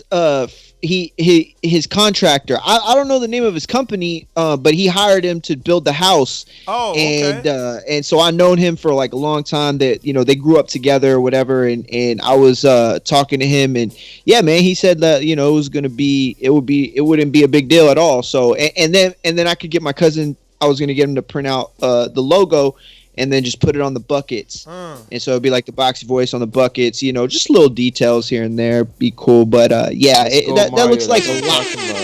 Yo, shout out Izzy. Izzy, that's you influence, man. Look, Mario was watching a fight with his father and his contractor. They just built the new house. They sitting in the new living room, got his fight on a big tube, and all they hear is, "There's no water in the sponge." So he like, there's no water in the sponge. He's gotta get. He got the sponsor for the spit buckets and sponges. They don't want Mario to be in the corner with the dry sponge. You know what I'm saying? Squeeze. Izzy was squeezing the life out of the sponge.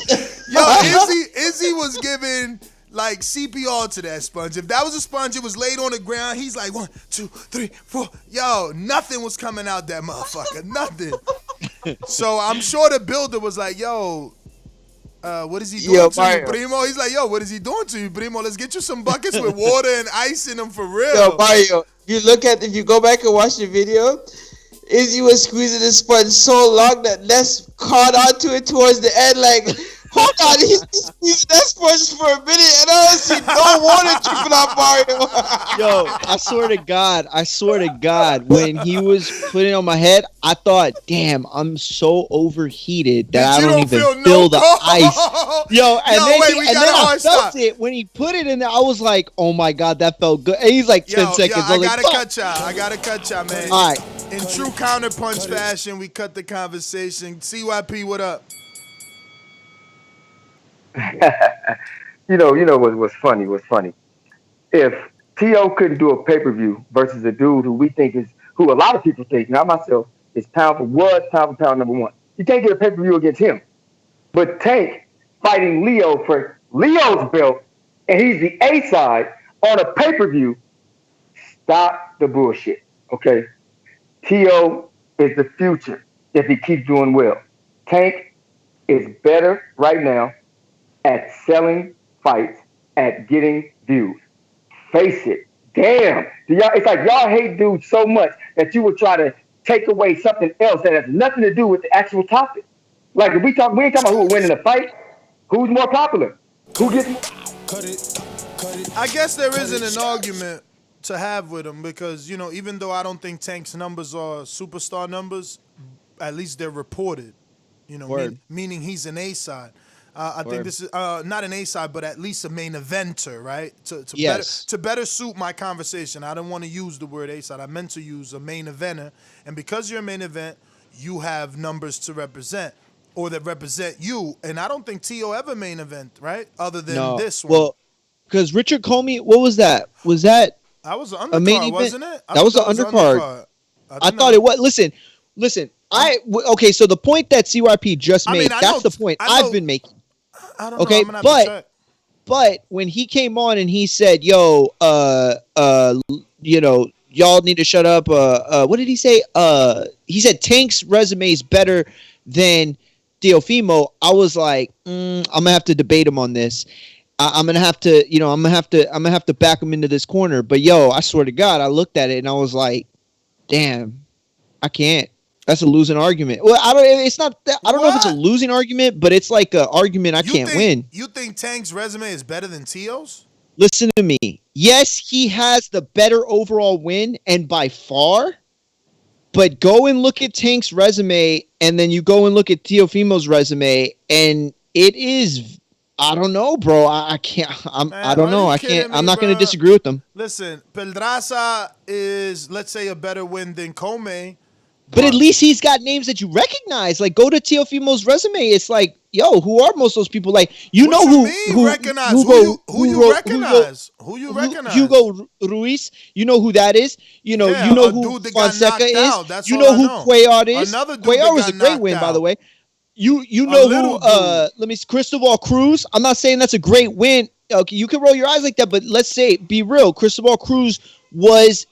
I mean, that's a veteran in the game, bro. That guy has over like 60 fights or something like that, bro. Like, and all I'm trying to say is that when CYP said that, I thought to myself, I'm gonna kill him. Let me get my facts straight, and then I'm gonna kill him. And then I thought, and I can't do it. I'm not saying that he's right. I'm not saying that he's wrong. I'm saying that he blew me away when I tried to look at the facts. I was like, whoa, wait a minute. I mean, tell me, you tell me who go ahead. Man, You go down Teofimo's resume. I don't gotta go as deep as you, man. It's 2 wins, man. That's what I'm saying. It's 2 wins. And only one dude has 2, and the other one just and has Diego 1. Magnello too, though. No, that's what I'm saying. No, but you comparing big wins, dog. You can't. You got to look at the full resume. Dog.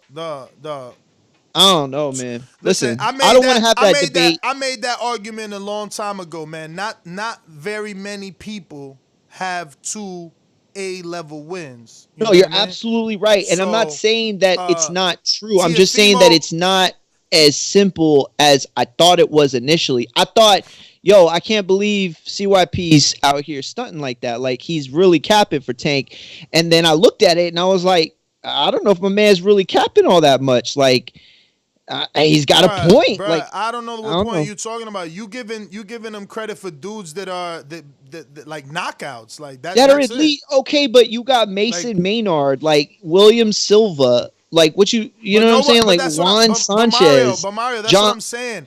You are looking at their development. Like Hugo Reyes is who? Like we don't need to look at that. The only names to look at is the champions that they fought or the former champions that they fought. Okay, but all I'm saying is that you're basing it off these 2 wins, and then I guess you could also give him Diego Magnello too. But you're basing off those 2 wins. Like, I'm talking about the body of work. Like, I looked at it like that as an overall perspective. But body of work, that's like Hall of Fame talk.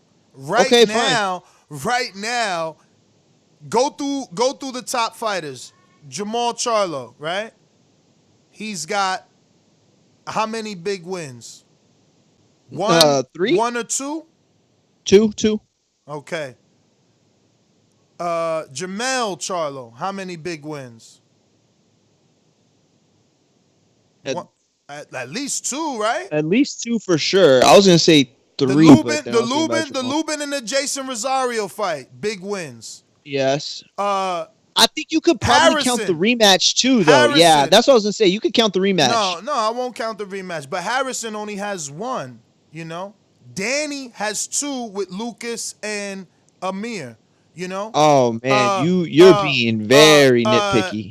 You're being very nitpicky. Crawford has 1, arguably 2, with the Gamboa and the Horn. Maybe 7. What? No, I'm just playing. I was trolling.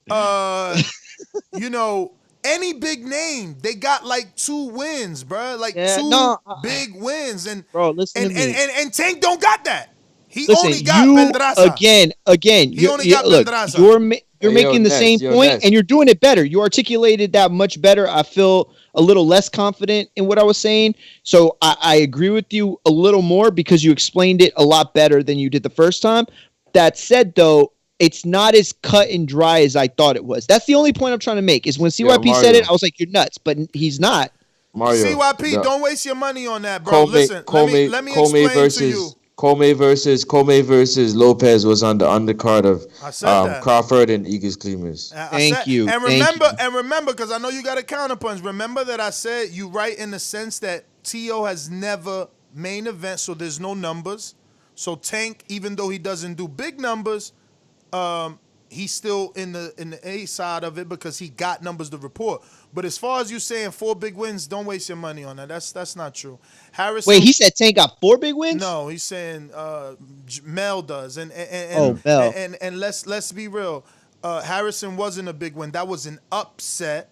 And it became big because Jamel had to get his belt back. He was not supposed to lose. It was a twin Charlo, first ever double main event, PBC on Fox, and he lost. Okay, so then was Maidana not a big win for Mayweather when he had to double him up? No, the reason Maidana is a big win for Mayweather was because he beat the undefeated, alleged at the time you had to live through it, next Mayweather. And by him beating Broner, Floyd's win over Maidana was big. What are you talking See, about? I don't consider it big. I don't. What? I don't Man, consider you it big. I bugging. don't. You're tripping. You I bugging, don't. man. I You're don't. tripping. I don't. I don't. Listen, Floyd has many Maidana big wins on his resume. He retired. I don't think Maidana was He one retired. of them. Listen, counterpunch from CYP, and then I'm out. I got to go meet up with the sponsor. Yeah. I'm sorry. Okay. No problem. Go. CYP. Trout. You forgetting about Trout. Remember, I'm a Charlo fan. I know my guys. Trout, Harrison, Lubin, Rosario. Since you missed Trout, that adds him in. That's 4 big wins. Tank is fighting his 5th world champion. Five. That means 4 other dudes, not named Leo, all had title shots. They were good enough to get title shots. TL has fought 2 dudes who have gotten title shots. 2. He's fought 5. Resume, there's no comparison. Sorry. But you can argue all you want. The facts ain't gonna help you. CYPL. I don't know. He must be talking about former world champions that he fought. And he tripping hardcore. That's it. Like you said it. You are a Charlo fan, and that's why you doing that. How you gonna give Jamel? How you gonna give Jamel credit? Check the hatred. You give Jamel credit for Trout when Jamal beat Trout first, and Canelo beat Trout before Jamel and Jamal. Chill, Chizzy. I knocked you out with that one. I'm out. Cito, I'm on the way. Check you out. You see the hatred for Canelo runs so deep that he don't get credit for beating Trout undefeated when he was a world champion. They giving both Charlos credit when he wasn't a fucking champion. He want to give both of them credit and say that's a big win 7 years after Canelo done it. Chill, man. I'm out, man. That's good. That's the Gibbs, and that's GTO, CYP Killer. I'll see y'all later. At Maury McGee on Twitter, at Maury McGee on Instagram. Peace. Next up, Sports Talk. Next up, Sports Talk. Check me out. Yeah, YouTube, IG, Twitter. We out. Thank you Back for to Friday's betting show. Yes, around 2:30. Stay tuned. We not missing it. We doing a betting show. I'm going to see Big Rig Trucking Agency, and I'm back. We working. Shout out to Big Rig. Shout out Big Rig. Shout out Wireless Bus Shop. Wireless Air. Wireless. Let me get this damn thing. I texted to yesterday. Fucker. Oh, you. I texted to you. So you can read it. You can read it. Where's that? Who sent it to? Mario? I sent it to you, brother. Remember when you was asking me for the list? You tripping. All right, it's wirelessairbudsshop.com. Wireless, I was wrong. It's not wireless air.